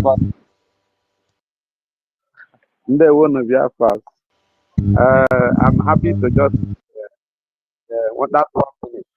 Well, you have said it all. Only to say I could have talked before now, but because of where I was, I'm in the work, so I'm in tight corner to speak. This is the time I just get myself to say hello to all of us. So, but people that Nigeria is a lying country, fake country, and also this man, what they call Joe Igbo, That one it become a toxis and the zoo. And toxis in our midst. They don't supposed to exist. So likewise the zoo don't supposed to exist. So they are always fighting the truth. Fighting the truth. That you see, they continue doing it because as you see them denying everything. Now with the money, with the money, they go with a huge amount of money, to use it to bribe their way. But thank God that this time around they have meet their end, because there are some certain evil sacrifice cannot be able to erase. So because of time, I will not continue. Just give me 1 minute. Let me stand in that 1 minute. So God bless everybody.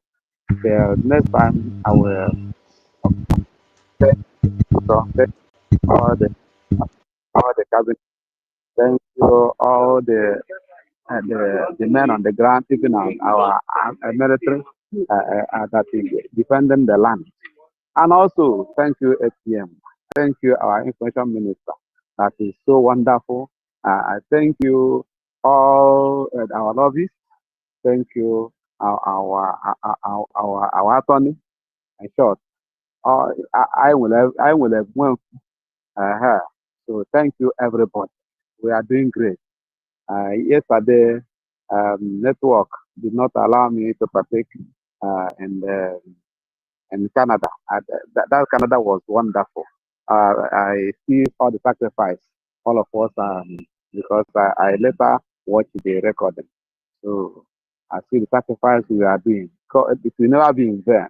All of us we see Biafra sooner, and not different times. So thank you, all the Biafra.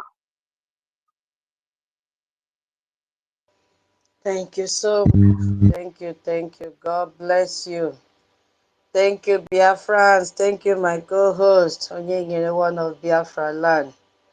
Yeah, thank you so much. All the speakers, Minister Love, I appreciate you. Senior citizen, Stella, Chooks, Solomon, Afam, you, even though that did not even speak safe, I appreciate all of you because it's not easy to be in the listening sections. Like David, King David, you spoke so well. I know it's not every time that we are all free to speak.